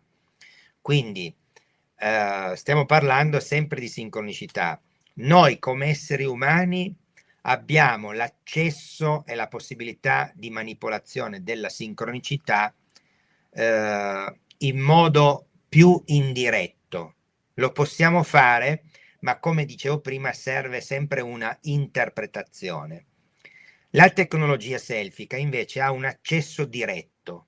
La tecnologia selfica è qualcosa che permette di prendere l'evento che ci serve e trasportarlo sul nostro piano materiale e farlo accadere.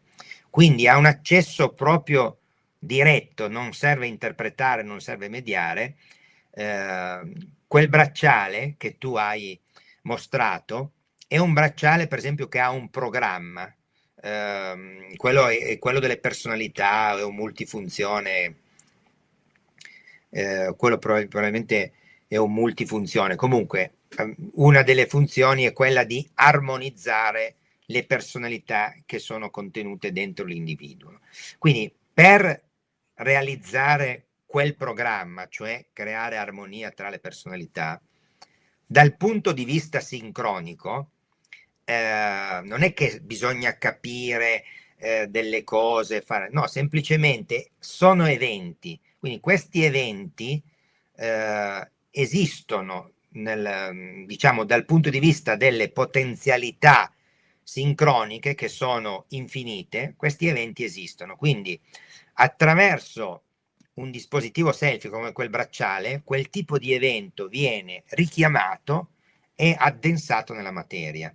Ve lo spiego in modo più semplice. Supponiamo che quel bracciale serva per far passare il mal di testa. Ok, secondo una visione medica, no, uno cercherebbe di capire qual è la causa del mal di testa e rimuoverla, no? E agire sulla causa. Ma dal punto di vista sincronico, la causa e l'effetto, come dicevo prima, non interessano. Il mal di testa è un evento che può esserci o non esserci. La sua causa è indifferente. Dal punto di vista di quello che noi viviamo, noi possiamo essere in contatto con l'evento mal di testa, oppure possiamo essere in contatto con l'evento testa sana, testa che non fa male. Quindi il bracciale che fa passare il mal di testa, cosa fa? Semplicemente impedisce all'evento mal di testa di arrivare da noi e attira gli eventi che corrispondono alla testa che sta bene. E sembra una cosa, in questo caso sembra un esempio da bambini, ma vi assicuro che funziona esattamente così. Quello che vi ho appena detto, mal di testa o testa sana, immaginate che sia l'equivalente di quello che nel linguaggio binario dei computer è 0 e 1. Ok? Sapete come funziona, no? Tutta la tecnologia computer, tutta l'elettronica funziona con il linguaggio binario che ha due possibilità, 0 o 1, che poi vuol dire corrente che passa o corrente che non passa. Combinando solo questi due valori, pensate a quello che possiamo fare analizzando i computer con cui adesso stiamo collegati, no? Quindi una complessità pazzesca. Ecco, la Selfica fa un qualche cosa del genere, ma ha accesso proprio a un accesso diretto alla legge sincronicità e fa accadere gli eventi per cui è programmata. Quindi la Selfica realizza tantissimi oggetti con tantissime funzioni diverse, ma il metodo che usano tutte le apparecchiature selfiche per realizzare quello per cui sono programmate è sempre lo stesso, cioè agiscono sulla sincronicità, hanno un accesso diretto, richiamano l'evento che serve per realizzare quel tipo di programma. E una buona parte della tecnologia selfica è stata rivolta alla cura, proprio perché i nostri corpi hanno spesso bisogno di essere curati, hanno spesso bisogno di agire per togliere delle energie negative, o anche per agire su traumi, su cose più consistenti, su malattie. Quindi se avrete occasione di venire a visitare Damonor, potrete visitare proprio il reparto di terapia selfica e il laboratorio di costruzione delle apparecchiature selfiche. Ma per quanto riguarda la terapia, ci sono intanto molte apparecchiature che voi potete personalmente procurarvi e le usate voi personalmente, come il bracciale di Oksana. Quindi sono oggetti che poi devono essere portati nell'aura, quindi sono o bracciali o altre cose che comunque si portano indosso. Ma poi ci sono anche delle apparecchiature più potenti, che quelle diciamo, alcune si possono anche acquistare, ma sono molto costose, ma non c'è bisogno di acquistarle personalmente, perché si possono ricevere dei trattamenti con queste apparecchiature.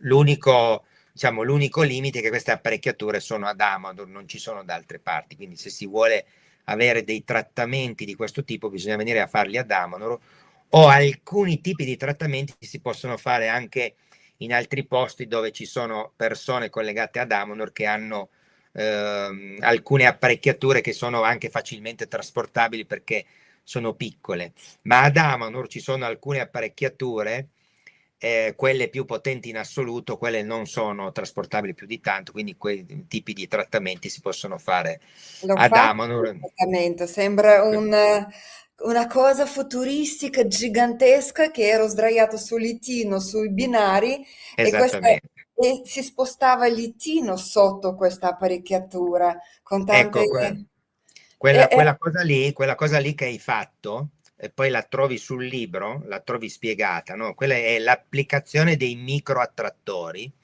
che magari lì non ti hanno neanche spiegato no. più di tanto che Con cosa. Antilope abbiamo parlato così tanto anche sui viaggi nei tempi, così, Esatto. che quello Quelli no. sono i microattrattori, che sono come se fossero, adesso le persone, non vorrei spaventare le persone, sono delle specie di nanomacchine, ma non sono oggetti fisici, perché praticamente sono una programmazione che viene inserita e che poi utilizza delle molecole del nostro corpo che vengono organizzate in un altro modo e si muovono nel nostro corpo come se fossero delle nanomacchine che vanno poi a fare un lavoro proprio a livello cellulare, no? Ed è una cosa veramente fantascientifica, e comunque sul libro è spiegato Ecco, abbastanza non ho ancora dettagliatamente. finito di leggere, però ho visto qua ci sono tante È cose, verso la come fine, anche John che chiede di Dimiurgo, ho visto che c'era un paragrafo dedicato anche al Dimiurgo, perciò John, guarda, che ti consiglio questo libro e andiamo insieme così Coyote ci mette l'autografo. Ascolta, sai volentieri, cosa mi ha anche volentieri. affascinato? Va bene, a parte che ho preso anche questo ciondolo, qui mi hanno chiesto data di nascita, luogo di nascita, nome e cognome da nubile, che anche questo viene programmato, giusto? Sì, quello è un'apparecchiatura selfie, anche quello, anche se diciamo ha le sembianze del tipico pentacolo, no? Lo scudo classico talismano. Quello è effettivamente è un pentacolo di origine atlantidea, nel senso che è stato proprio concepito già nella lontana Atlantide, e praticamente la sua programmazione serve per creare una protezione per l'aura. Sapete che la nostra aura di per sé ha una sua barriera, è uno scudo energetico, però in certi casi si può indebolire. Se si indebolisce al di sotto di una certa soglia, possono entrare dei parassiti astrali, e lì diciamo la cosa non è molto simpatica, perché poi sono anche complicati da togliere. Normalmente la nostra aura è in grado di difendersi anche in modo naturale, ma se si fanno determinate tecniche, come ad esempio il viaggio astrale o ad esempio le sedute di spiritismo, sono tecniche che consumano energia della nostra aura, e quindi utilizzando molto queste tecniche può succedere che la nostra aura sia temporaneamente più debole, e questo strumento, diciamo, è fatto apposta per proteggere l'aura anche nei momenti in cui ci possono essere dei cali della sua potenza. In generale è, diciamo, uno scudo protettivo, no? Quindi comunque va bene averlo, perché purtroppo la nostra vita frenetica in certi momenti ci mette spesso anche in condizioni in cui la nostra aura è un po' sottoposta a delle pressioni. Per esempio, anche una persona che lavora, per esempio, in un ufficio dove ci sono persone che sono costantemente in conflitto tra di loro, no? Ecco, situazioni stressanti di questo tipo possono facilmente indebolire la nostra aura, e in questo caso, per esempio, lo scudo di forza è adattissimo perché protegge, dà una protezione molto superiore a quella che noi naturalmente potremmo fare. Quindi è uno strumento molto utile in determinate circostanze. Sai cosa mi affascina molto e prima o poi vorrò avere anche la mia, la self personale. Questo è proprio vedo come un simbiota e ci hanno raccontato anche lì ad Amanor che la self personale diventa non che un tuo angelo custode, ma svolge come se fosse questa funzione da protettore. Addirittura hanno raccontato un fatto che una volta la self si è sacrificato durante un incidente salvando una persona, è vero? E poi Sì, sì, magari nel spiega senso cos'è che la self personale, perché tu ce l'hai, ci hai è fatto questa qua. vedere. Ah no, aspetta, non ce l'ho adesso perché mi ero fatto la doccia, adesso la prendo e me la faccio vedere. Sì, perché questa la self è molto delicata. Adesso vi spiega come viene fatto e cos'è. Esatto. Ecco, vedete praticamente qui il contenitore di metallo, qui è proprio solo il contenitore. In questo caso, infatti, il sistema con cui vengono fatte queste self, queste sono self di livello più avanzato. Normalmente le self sono fatte di circuiti metallici. Questo tipo di apparecchiature ha dei circuiti che sono disegnati con un inchiostro che è preparato in modo alchemico. Quindi i circuiti non sono fatti di metallo, ma sono proprio scritti come se fosse un disegno, uno schema, con un inchiostro, diciamo, che ha una preparazione alchemica particolare che serve appunto per costruire queste apparecchiature, e sono diversi circuiti disegnati su uno strato di vernice trasparente, per cui l'oggetto è molto piccolo, ma in realtà dentro ci sono, è come se fosse costruito con, diciamo, con materiali di cui è fatto il tuo bracciale. Le dimensioni di questa apparecchiatura sarebbero tipo 1 metro cubo, una roba del genere. Quindi questo sistema permette di farle in miniatura sostanzialmente. E quindi immaginate che ci sono tanti circuiti fatti su diversi strati di vernice trasparenti, quindi si fa un primo strato, si fa il circuito, un altro strato di vernice, un altro circuito sopra, un altro strato, eccetera, eccetera. Quindi queste self hanno anche 20-30 livelli diversi di circuiti sovrascritti, e ogni circuito rappresenta un pezzo già di per sé importante di tutta l'apparecchiatura, e con questo sistema vengono create le self più potenti. Infatti, ad esempio, per quanto riguarda le self terapeutiche, ci sono le stilo self che hanno una parte di oro e una parte ha dei circuiti che sono fatti nello stesso modo della self personale che vi ho fatto vedere. La self personale, che cos'è? È un oggetto molto particolare perché non è una self come le altre. Ha la sua parte selfica, ma deve essere proprio costruita sulla frequenza della persona, e sostanzialmente immaginate che questa self personale si aggancia a uno dei pezzi della nostra anima, che è quello che viene chiamato il cosiddetto spirito guida. Ecco, in realtà, secondo la tradizione damanuriana, ogni essere umano ha 3 spiriti guida diversi, non ne ha uno solo, ne abbiamo 3. Uno di questi è quello che più o meno con il quale la comunicazione è abbastanza facile per tutti noi, basta un pochettino esercitarsi, la classica voce che noi sentiamo, ecco, quello è lo spirito guida, quello più semplice da raggiungere. Ma ce ne sono altri 2 che invece sono molto più complicati, perché diciamo che sarebbe naturale utilizzarli, ma l'uomo di oggi non ha più le conoscenze per poterlo fare. Allora, la self personale è come se si agganciasse a una di queste parti che noi non utilizziamo perché non sappiamo neanche che esista e lo rimette in funzione. E diventa poi anche questo una entità con la quale noi possiamo comunicare. Ma siccome ha anche una parte selfica, che cosa fa? Ha questo accesso più diretto alla sincronicità e in pratica che cosa fa? La sua funzione, il suo programma principale è quello di aiutarci nelle scelte che noi facciamo.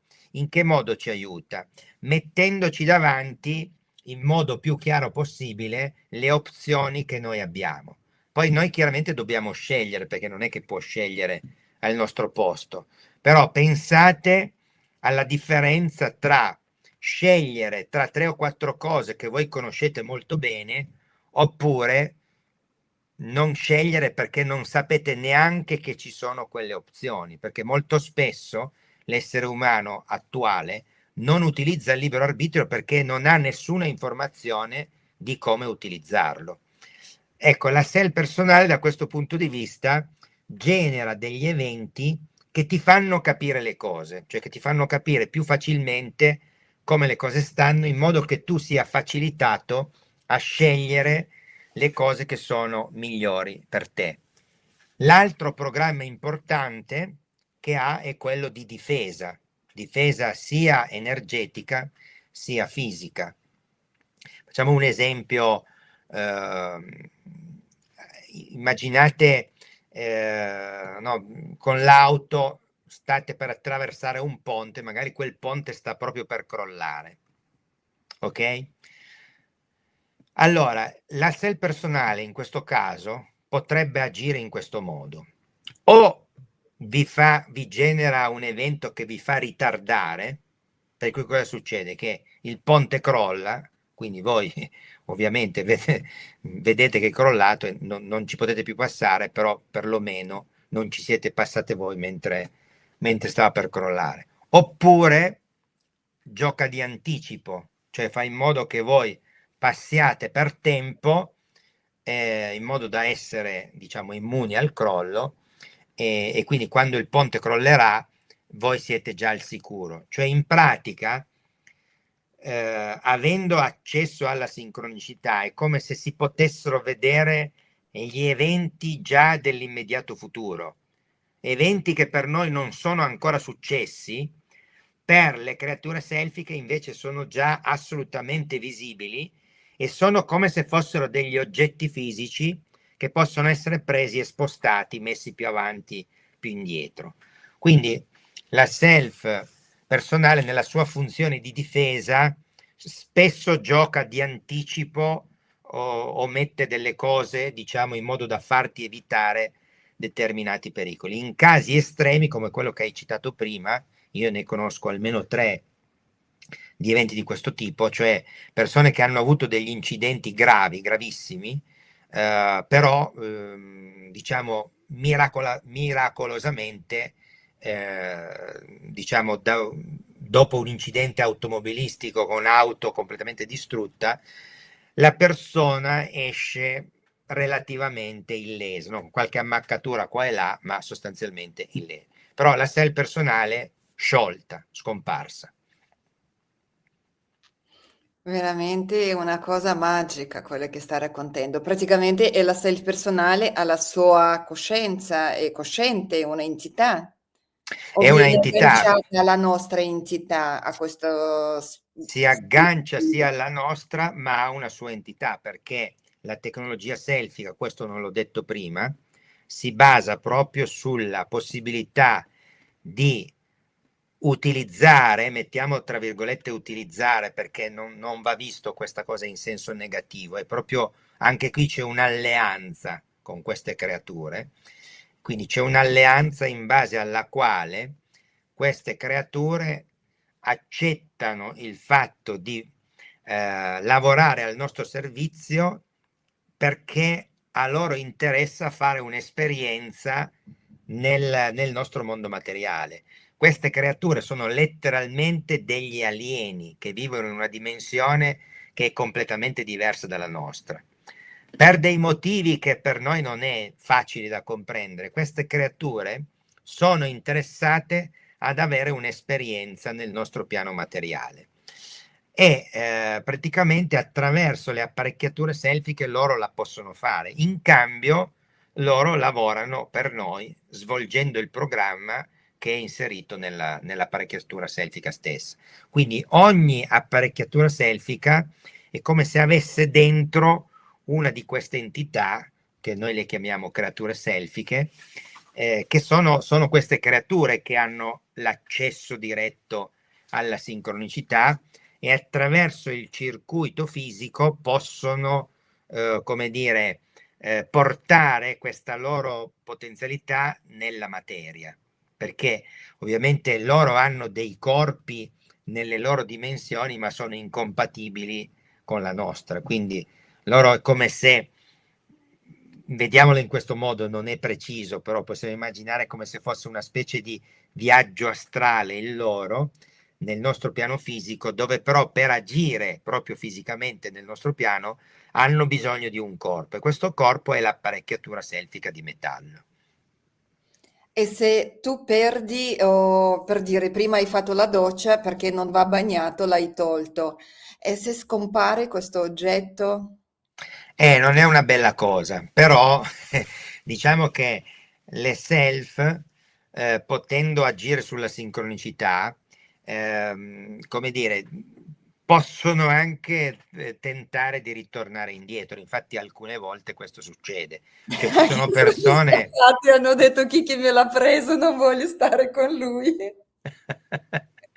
No, no, no, nel senso che persone che hanno smarrito una qualche loro self e poi l'hanno ritrovata, per dire, a casa, l'hanno persa da altre parti e poi l'hanno ritrovata a casa, oppure l'hanno ritrovata in altri posti che non, diciamo, palesemente non sono compatibili con dove questa apparecchiatura era stata persa, ma perché potendo accedere alla sincronicità loro non si muovono fisicamente, ma si possono muovere nel tempo, nelle linee temporali molto facilmente, per cui possono scomparire da questa linea temporale, andare in un'altra, dove ad esempio il tempo è 2 o 3 ore più avanti, poi ritornare di nuovo su questa e ritornano in un luogo fisico che è diverso da quello da cui erano state smarrite.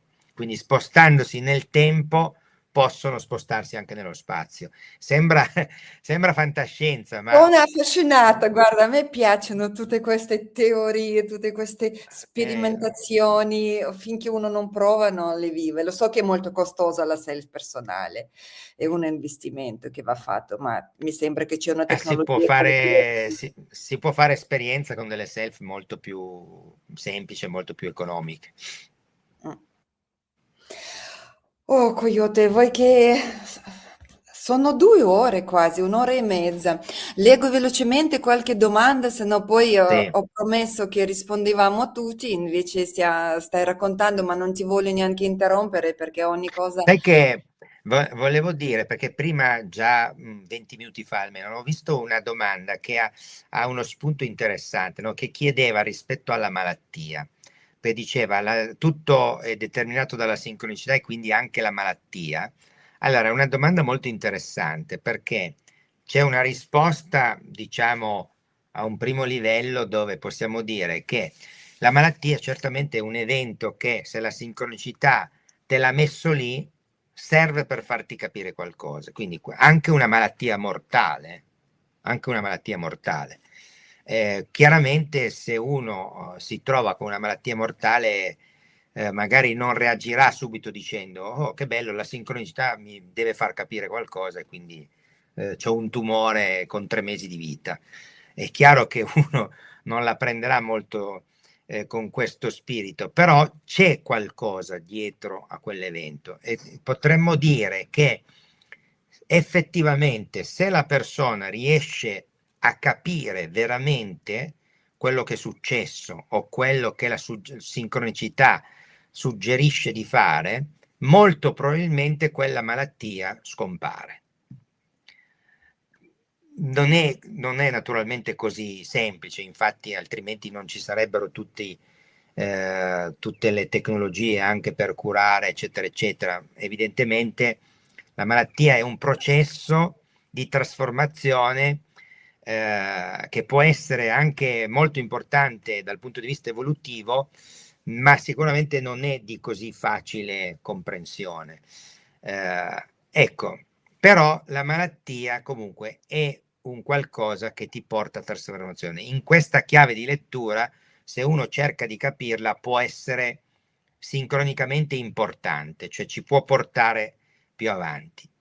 Ma tutto questo è quello che tutta la medicina olistica ormai già da molti anni ci dice. Come scuola demanuriana, però, possiamo aggiungere una cosa che è veramente importante ed fa parte delle conoscenze più avanzate dal punto di vista magico e riguarda un qualcosa che anche noi stiamo cercando di capire perché è solo agli inizi e quindi anche per noi è un'informazione ancora molto molto in fase di ricerca per comprenderla meglio. Questa cosa che vi sto dicendo ha a che fare con la natura del Graal. Immagino che le persone abbiano sentito già questa parola, sappiano a che cosa si riferisce. Allora, sappiate che secondo l'insegnamento di Falco, da alcuni anni, non tanti, diciamo dai primi anni dopo il 2000, quindi relativamente poco, il Graal, la forza Graal, che per circa 2000 anni si è manifestata attraverso la forma e funzione di calice e di contenitore, anche interpretata dal punto di vista umano come femminile, perché la donna è calice, no? In quanto proprio fisicamente ha l'utero, genera la vita, quindi la donna è calice. Quindi il Graal negli ultimi 2000 anni è stato simboleggiato da questo oggetto fisico calice, nella natura umana la parte femminile. Ma secondo l'insegnamento di Falco, il Graal ad oggi ha cambiato modalità di manifestazione, perché questa cosa ciclicamente nella storia umana succede ed è già successa altre 5 volte in precedenza. Quindi quello che noi abbiamo conosciuto come calice era la quinta forma che il Graal ha incarnato, con cui si è manifestato, diciamo, nei confronti dell'umanità. Secondo Falco, attualmente il Graal si manifesta attraverso la malattia e questo ci dà una chiave di lettura completamente diversa rispetto a che cos'è la malattia e quello che oggi può significare. Però ripeto, noi questo ad oggi lo diciamo, ma essendo assolutamente all'inizio di questa cosa, semplicemente noi abbiamo conosciuto Falco in 40 anni, abbiamo visto la potenza e la conoscenza che aveva, per cui avendoci detto questa cosa, ovviamente ci diamo fiducia e cerchiamo di lavorare in questa direzione.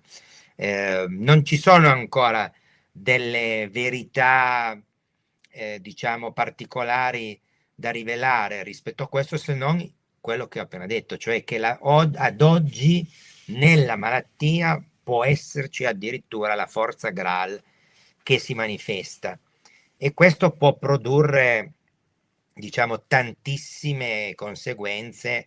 Ve ne dico una in particolare perché ha riguardato l'umanità intera. Avete presente quello che è successo qualche anno fa con la pandemia? Allora, probabilmente molti personaggi che fanno parte delle elite di potere hanno pensato di utilizzare questa cosa del Covid per portare l'umanità più in basso. Hanno cercato di fare quello. Ma guarda caso, a livello strategico, attraverso lo stesso Covid si è manifestata la forza Graal, che è un qualcosa che nella storia umana è stata importantissima per l'evoluzione umana stessa.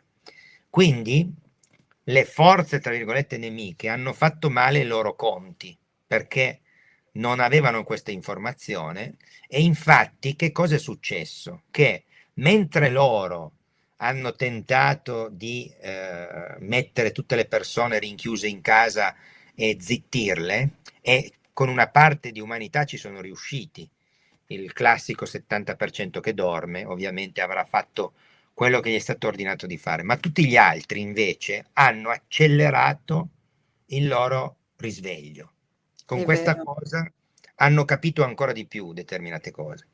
Quindi questo forse ad oggi è un esempio di quelli che può far meglio capire cosa vuol dire che la malattia oggi porta con sé il Graal. Ed è una cosa recente, una cosa che avviene da non più di 20 anni, quindi quello che accadeva prima non ha a che fare con questo, è un qualcosa di totalmente nuovo e totalmente anche da scoprire come conseguenze e come può essere utilizzato. Quindi una nuova avventura, una nuova cerca del Graal, se vogliamo vederla in questo modo. È veramente incredibile, confermo che io vedo tante persone che hanno avuto il suo risveglio, perché chiudendoci a casa, finalmente noi siamo riusciti a firmare la nostra rotta da criceto, non dovendo più correre del mattino alla sera al lavoro, figli e i nostri impegni. Siamo rimasti chiusi e qua è arrivata illuminazione. Cosa faccio? E quel tempo libero le persone hanno dedicato di informarsi. È stato proprio come seguire una sincronicità che portava queste persone da un argomento all'altro. Non è sempre legato magari alle malattie, seguire, ma proprio a sviluppare la propria conoscenza, aumentare la consapevolezza, studiare. Io questo è avvenuto personalmente con me proprio perché mi hanno obbligato di rimanere ferma, se no altrimenti magari a Esattamente, correre. Sì, è sì, proprio così, proprio confermo. così. Attraverso un evento negativo hanno avuto un evento per umanità inaspettatamente positivo, perché siamo risvegliati in massa e adesso è più complicato fare. Esattamente, esattamente. Guarda, Coyote, stai parlando tanto tempo, lo so che magari sei anche un po' stanco, se vuoi bere un bicchiere d'acqua io ti leggo magari qualche domanda. Ne hanno parlato molto adesso qua anche nella chat tra le divinità evolutive che facciamo per dire, ti leggo un commento, e le divinità per noi evolutive, come facciamo a capire chi sono? Per esempio, io in questo periodo sento molto risonanza le divinità vediche. Nella mia stella natale ho una confusione terribile in testa. Guarda, ad oggi uno può, diciamo, può rivolgersi al Dio che vuole, non ha importanza, perché il lavoro che noi chiamiamo la triade è stato un lavoro di magia teurgica che è servito per cambiare la frequenza delle forze divine, perché negli ultimi anni comunque, come dire, non essendoci più da parte umana la conoscenza per gestire questo rapporto, le forze divine avevano, come dire, un po' esagerato rispetto alle richieste che facevano all'umanità, ma questo perché l'essere umano non controllava più quello che avveniva. Quindi sono state modificate le divinità stesse, la loro frequenza, la loro proprio... immaginate come se fosse un circuito difettoso, è stato riparato, ok? E poi sono state messe anche tutte quante, sono oggi contenute in un unico contenitore che ha una direzione comune. Per questo motivo oggi è possibile rivolgersi a una qualsiasi divinità, qualunque di queste va bene, perché esercita comunque, pur avendo delle sue caratteristiche un po' specifiche, ma in generale produce quell'effetto che dicevo prima, cioè è in grado di contenere l'anima umana dopo la morte, di reindirizzarla per la reincarnazione in modo che possa ricollegarsi più facilmente. Naturalmente questo è un argomento molto complesso, quindi non si può spiegare in 2 minuti. Infatti, se Oksana avrai occasione di partecipare alla scuola di meditazione, vedrai che questo argomento, diciamo, vi seguirà per molti mesi, perché è un argomento amplissimo che richiede proprio per essere compreso a fondo richiede proprio una immersione molto profonda che cioè le informazioni a livello tecnico possono anche essere trasmesse nell'arco di qualche ora, le informazioni si trasmettono, ma poi perché entrino veramente dentro di noi e si riesca a capire la reale rispondenza con queste informazioni ci vuole del tempo, ci vuole del tempo. Però comunque ad oggi, se vi fidate di questo concetto che arriva ovviamente dall'insegnamento di Falco, le divinità vanno tutte bene, mentre prima non era affatto così, perché prima c'erano divinità che erano amiche dell'uomo e divinità che invece rompevano proprio le scatole, sfruttavano l'uomo e lo usavano come schiavo, ma non perché fossero cattive, semplicemente perché l'uomo non aveva più da secoli esercitato il controllo su questa cosa. E Falco è arrivato esattamente con questo tipo di missione, per riportare ordine nel rapporto tra umanità e dei. Wow. Molto interessante. Sono più convinta di far parte della scuola, guarda. Dopo scrivo perché spero che non sono veramente tanto in ritardo. Cioè, simpaticamente John sta chiedendo se arturiani fanno parte del Alto Consiglio. Ma Chi sono? sicuramente avranno i loro rappresentanti che fanno parte del Consiglio, cioè diciamo che ci sono molte civiltà più avanzate, molti mondi che sono già, noi li chiamiamo i mondi liberati, cioè quelli che sono riusciti a raggiungere un certo livello di evoluzione dove, cosa succede? Queste forze nemiche che ci sono, da quel punto in poi non sono più in grado di fare nulla. Ecco, questi mondi che hanno raggiunto questo livello hanno i loro rappresentanti nel Consiglio e sono centinaia. Gabriele sta facendo una domanda molto interessante. Perché alcuni vengono avvertiti del pericolo e altri no? Sono tutti sempre avvertiti del pericolo, solo che alcuni sono più attenti e lo recepiscono, altri sono distratti quando l'informazione arriva e non se ne rendono conto.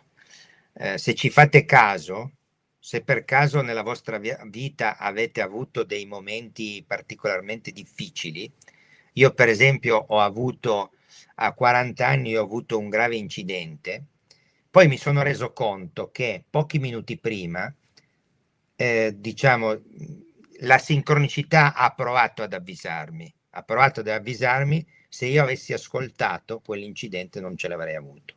Non ho ascoltato e ho avuto l'incidente. Quindi siamo sempre tutti avvertiti. Mm.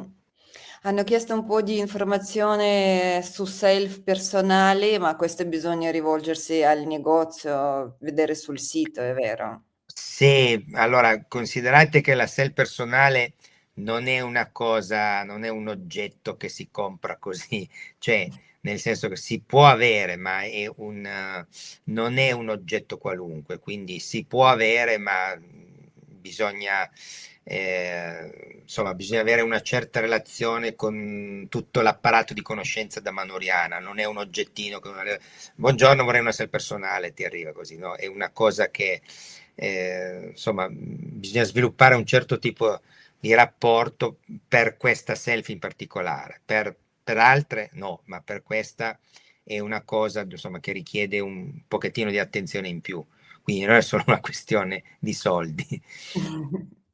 Sì, effettivamente, perché come ho detto all'inizio, video che ho fatto io su Damanhur è diverso da quelli che pubblicano comunità segreta, vi porto, perché io ho raccontato il vissuto, ho raccontato le energie, le persone e lì Ma sì, bisogna certo, entrare nel logo, oltre che un logo affascinante, quello che è stato realizzato sottoterra, veramente ci vuole una mente non umana per fare i templi di questa portata, grandezza e dimensione. E quello che mi ha stupito, i templi erano asciuttissimi, come se fosse anche la montagna stava trattenendo l'acqua e alcuni Non sali sempre, lo so, ho visto, non sempre ti assicuro.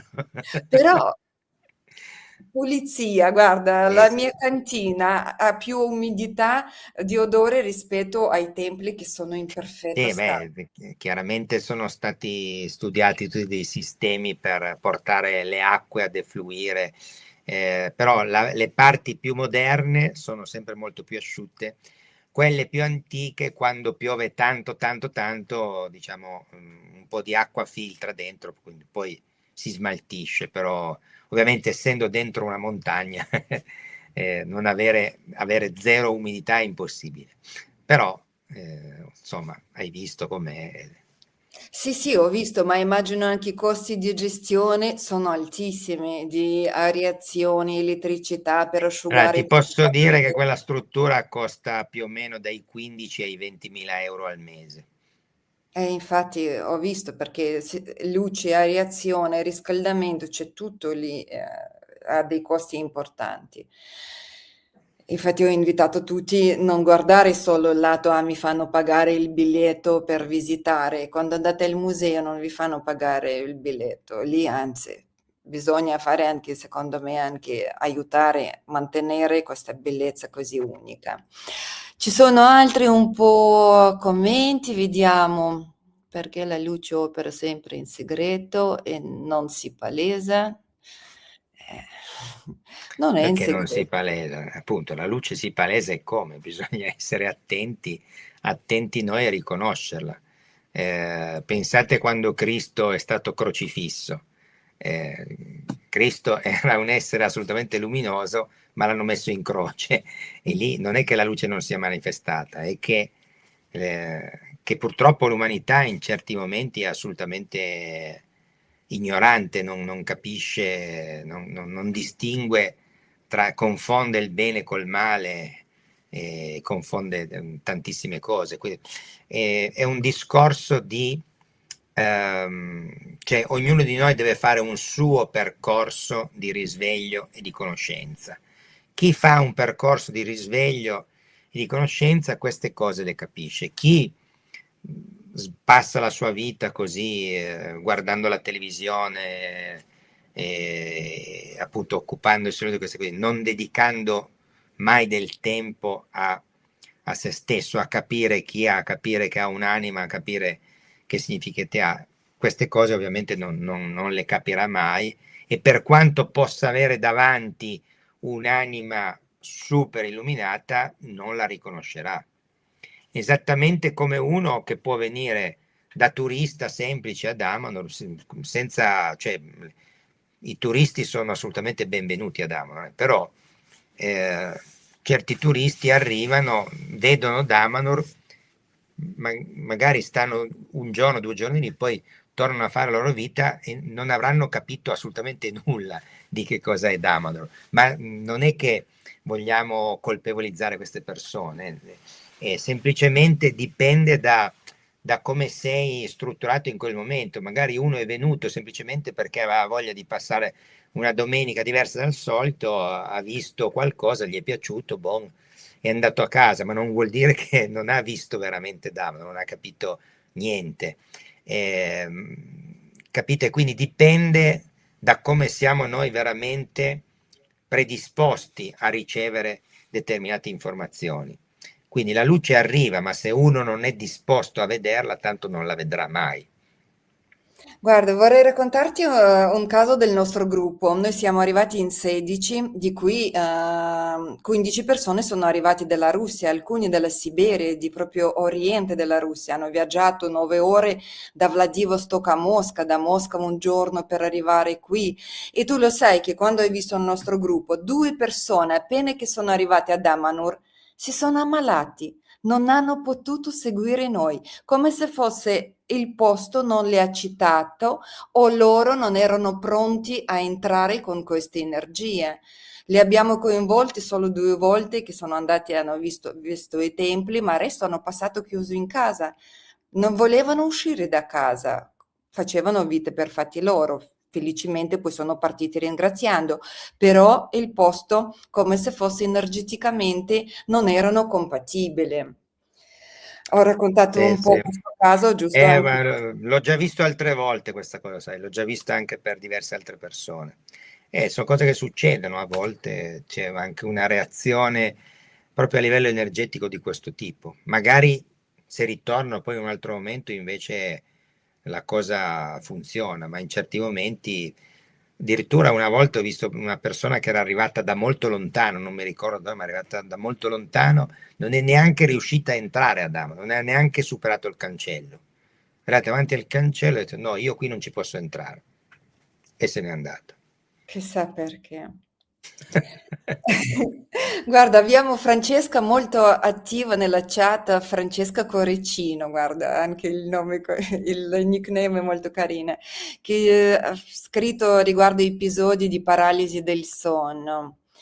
Tu cosa dici? Ah, guarda, paralisi del sonno è una cosa che a me diverte sempre molto, no? Perché qui io prendo sempre in giro la medicina, la scienza, eh, perché la paralisi notturna non esiste, cioè ci sono dei farmaci che vengono dati per la paralisi notturna ed è una malattia assolutamente inventata, perché vi spiego che cos'è la paralisi notturna. Avete presente cos'è il viaggio astrale? Quando il corpo astrale fuoriesce dal corpo fisico. Allora, normalmente, molte volte avviene anche durante il sogno. Quando avviene durante il sogno, a un certo punto il corpo astrale rientra, la persona sta dormendo, quindi non si rende conto di questa cosa, dorme tranquillo, beato, quando si sveglia è tutto tranquillo. Alcune volte succede che mentre il corpo astrale rientra, il corpo fisico si sveglia. Ma cosa succede? Che la mente è nel corpo astrale, non è nel corpo fisico. E quando il corpo astrale rientra, prima di avere il controllo del corpo fisico, ci vogliono almeno 15-20 secondi. Allora, cosa succede? Che se la persona si sveglia subito, in quel momento ha la sensazione di essere paralizzata, perché effettivamente non ha il controllo di sé, perché la mente che è nel corpo astrale non si è ancora collegata al cervello e al sistema nervoso, ma appena si collega poi la persona si muove tranquillamente. Solo che purtroppo le persone, non sapendo questa cosa e sentendosi per 10 secondi paralizzate, vanno in panico totale. Poi questa cosa magari gli succede più volte, vanno dal dottore e il dottore gli dà dei farmaci che non servono assolutamente a niente, anzi hanno anche effetti collaterali.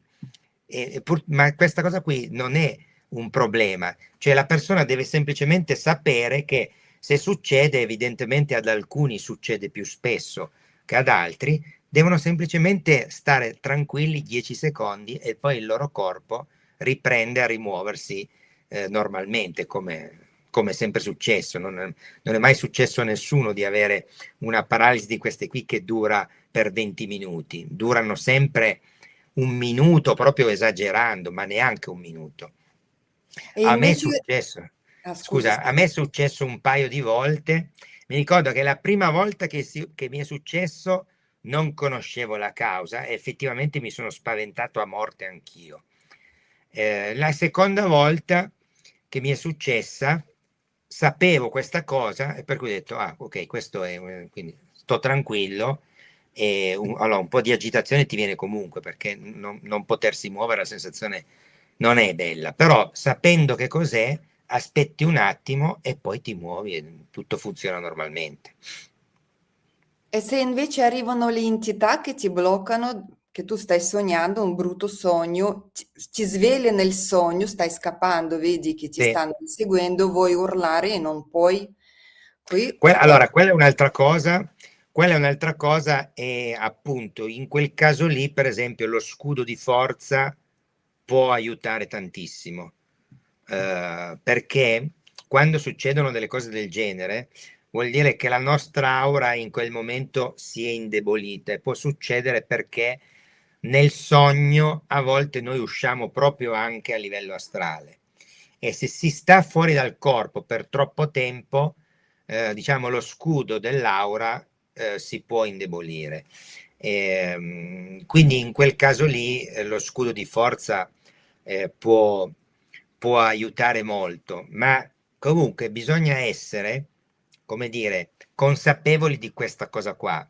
Le entità che possono anche essere fastidiose rispetto a noi dal punto di vista della coscienza è come se fossero degli insetti, ok? Come se fossero degli insetti sul piano astrale, per cui non sono cose di cui noi dobbiamo aver paura, perché sono assolutamente, infinitamente più piccole rispetto a noi. Certamente, per dire, se noi abbiamo degli insetti che ci arrivano su una ferita, possono infettarla, possono essere pericolosi, quindi bisogna toglierseli. Però non bisogna avere la fobia, no, di esseri che abbiano chissà quale potenza. Sono delle cose irrisorie rispetto alla potenza spirituale che abbiamo noi. Quindi è importante sapere questo, no, perché oggi ci sono tantissime persone che circolano in rete che dicono delle stupidaggini assolute, purtroppo hanno molto seguito, e tutte queste persone qui, no, hanno tutte una visione distruttiva dell'essere umano, dove siamo circondati da parassiti che ci succhiano energia da tutte le parti.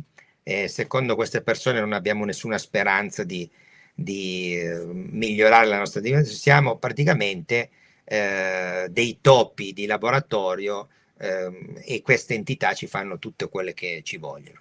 C'è una versione assolutamente orrorifica della vita, eppure ci sono tantissime persone che vanno dietro a questi guru moderni Sì, che... sì, ho capito di chi stai parlando. Ecco, e io insomma vorrei che fosse chiaro che noi, la nostra anima ha una potenza divina, la nostra anima ha una natura divina, quindi noi possiamo fare delle cose che ad oggi non ci sogniamo nemmeno se risvegliamo il nostro potenziale, ed è solo questione di conoscenza, non è che servono poteri paranormali, serve la conoscenza, perché attraverso la conoscenza poi riattivi i poteri che noi possiamo avere. Guarda, c'è una persona che mi ha chiesto di rileggere il messaggio in alto ma ecco, mostra, vediamo qua, ecco. Quindi il ripetersi di patterns ben precisi con grammatica e geometria specifica è il fenomeno della sincronicità, ma la sua lettura è come comprendere la trama del reale. Grazie. Esatto, è giusto. È una frase complicata, però ha ragione al 100%. È così, infatti la sincronicità ha un suo schema che molto probabilmente è traducibile in modo matematico, ma è una cosa, diciamo, immaginate come quando, per dire, Einstein ha formulato la sua equazione per la formula della relatività. Quindi ci è voluto un po' per arrivarci, o come quelli che lavorano oggi all'unificazione delle forze. Si può tradurre tutto in modo matematico, però non è così immediato. Sicuramente anche la sincronicità può essere tradotta con una formula matematica. Del resto, come ci insegnavano già i maestri dell'antica Grecia, parlo, no, dell'epoca di Socrate, Platone, eccetera, eccetera, prima del mondo della materia dove viviamo noi, c'è il mondo dei numeri. Loro avevano una visione, no, che Falco ha anche in parte ripreso, dove esiste un mondo delle idee, un mondo dei numeri e un demiurgo. Tutti questi mondi sono dei punti di passaggio per arrivare al mondo della materia. Quello che c'è nel mondo della materia, secondo quello che ci ha portato Falco, prima passa attraverso questi altri mondi. Nel mondo dei numeri tutto è tradotto in modo matematico. Quindi quello che noi facciamo adesso tutto il nostro discorso potrebbe essere tradotto in numeri, ma ovviamente, diciamo, per riuscire a fare questo occorrono le conoscenze adatte, e quindi con queste la sincronicità sarebbe traducibile anche in modo matematico. Wow, che puntata! Io veramente grande rispetto alle tue conoscenze, alla tua anima così disponibile e aperta a comunicare con tutti noi. Hai parlato per 2 ore, hai condiviso il tuo sapere, hai risposto a tante domande, grazie dal cuore. Ecco, anche il mio cane ha abbaiato. Guarda, io ringrazio te perché quello che faccio ritengo che sia parte della mia missione e tu mi dai occasione di farlo, e quindi io ringrazio te. Grazie infinite, veramente una immensa puntata. Vediamo se magari ci riorganizziamo, ma preferirei organizzare un gruppo e venirti a trovare di persona. E poi Come vuoi, guarda, comunque. possiamo trovarci ad Amanur, possiamo fare altre dirette come vuoi, non c'è problema. E poi, se avete tante domande, io ancora non ho finito, per questo non vi posso neanche darli queste risposte, però le trovate tutte nel libro di Coyote, un libro veramente una enciclopedia spirituale, oltre che si chiama fisica spirituale. Io chiamerei enciclopedia. Grazie mille. Grazie a tutti voi che ci avete tenuto la compagnia, di vostra curiosità, di vostra partecipazione. Siete stati molto attivi questa sera e sono immensamente contenta e felice che abbiamo creato questa unione di persone risvegliate e consapevoli. Grazie a tutti e grazie Coyote. È stato Allora io ringrazio ancora te, Oksana, grazie ancora di tutto, ringrazio tutti gli ascoltatori, e quindi un abbraccio a tutti e alla prossima volta. Col buonanotte saluto a da tutti. Manuriano con voi. Con te.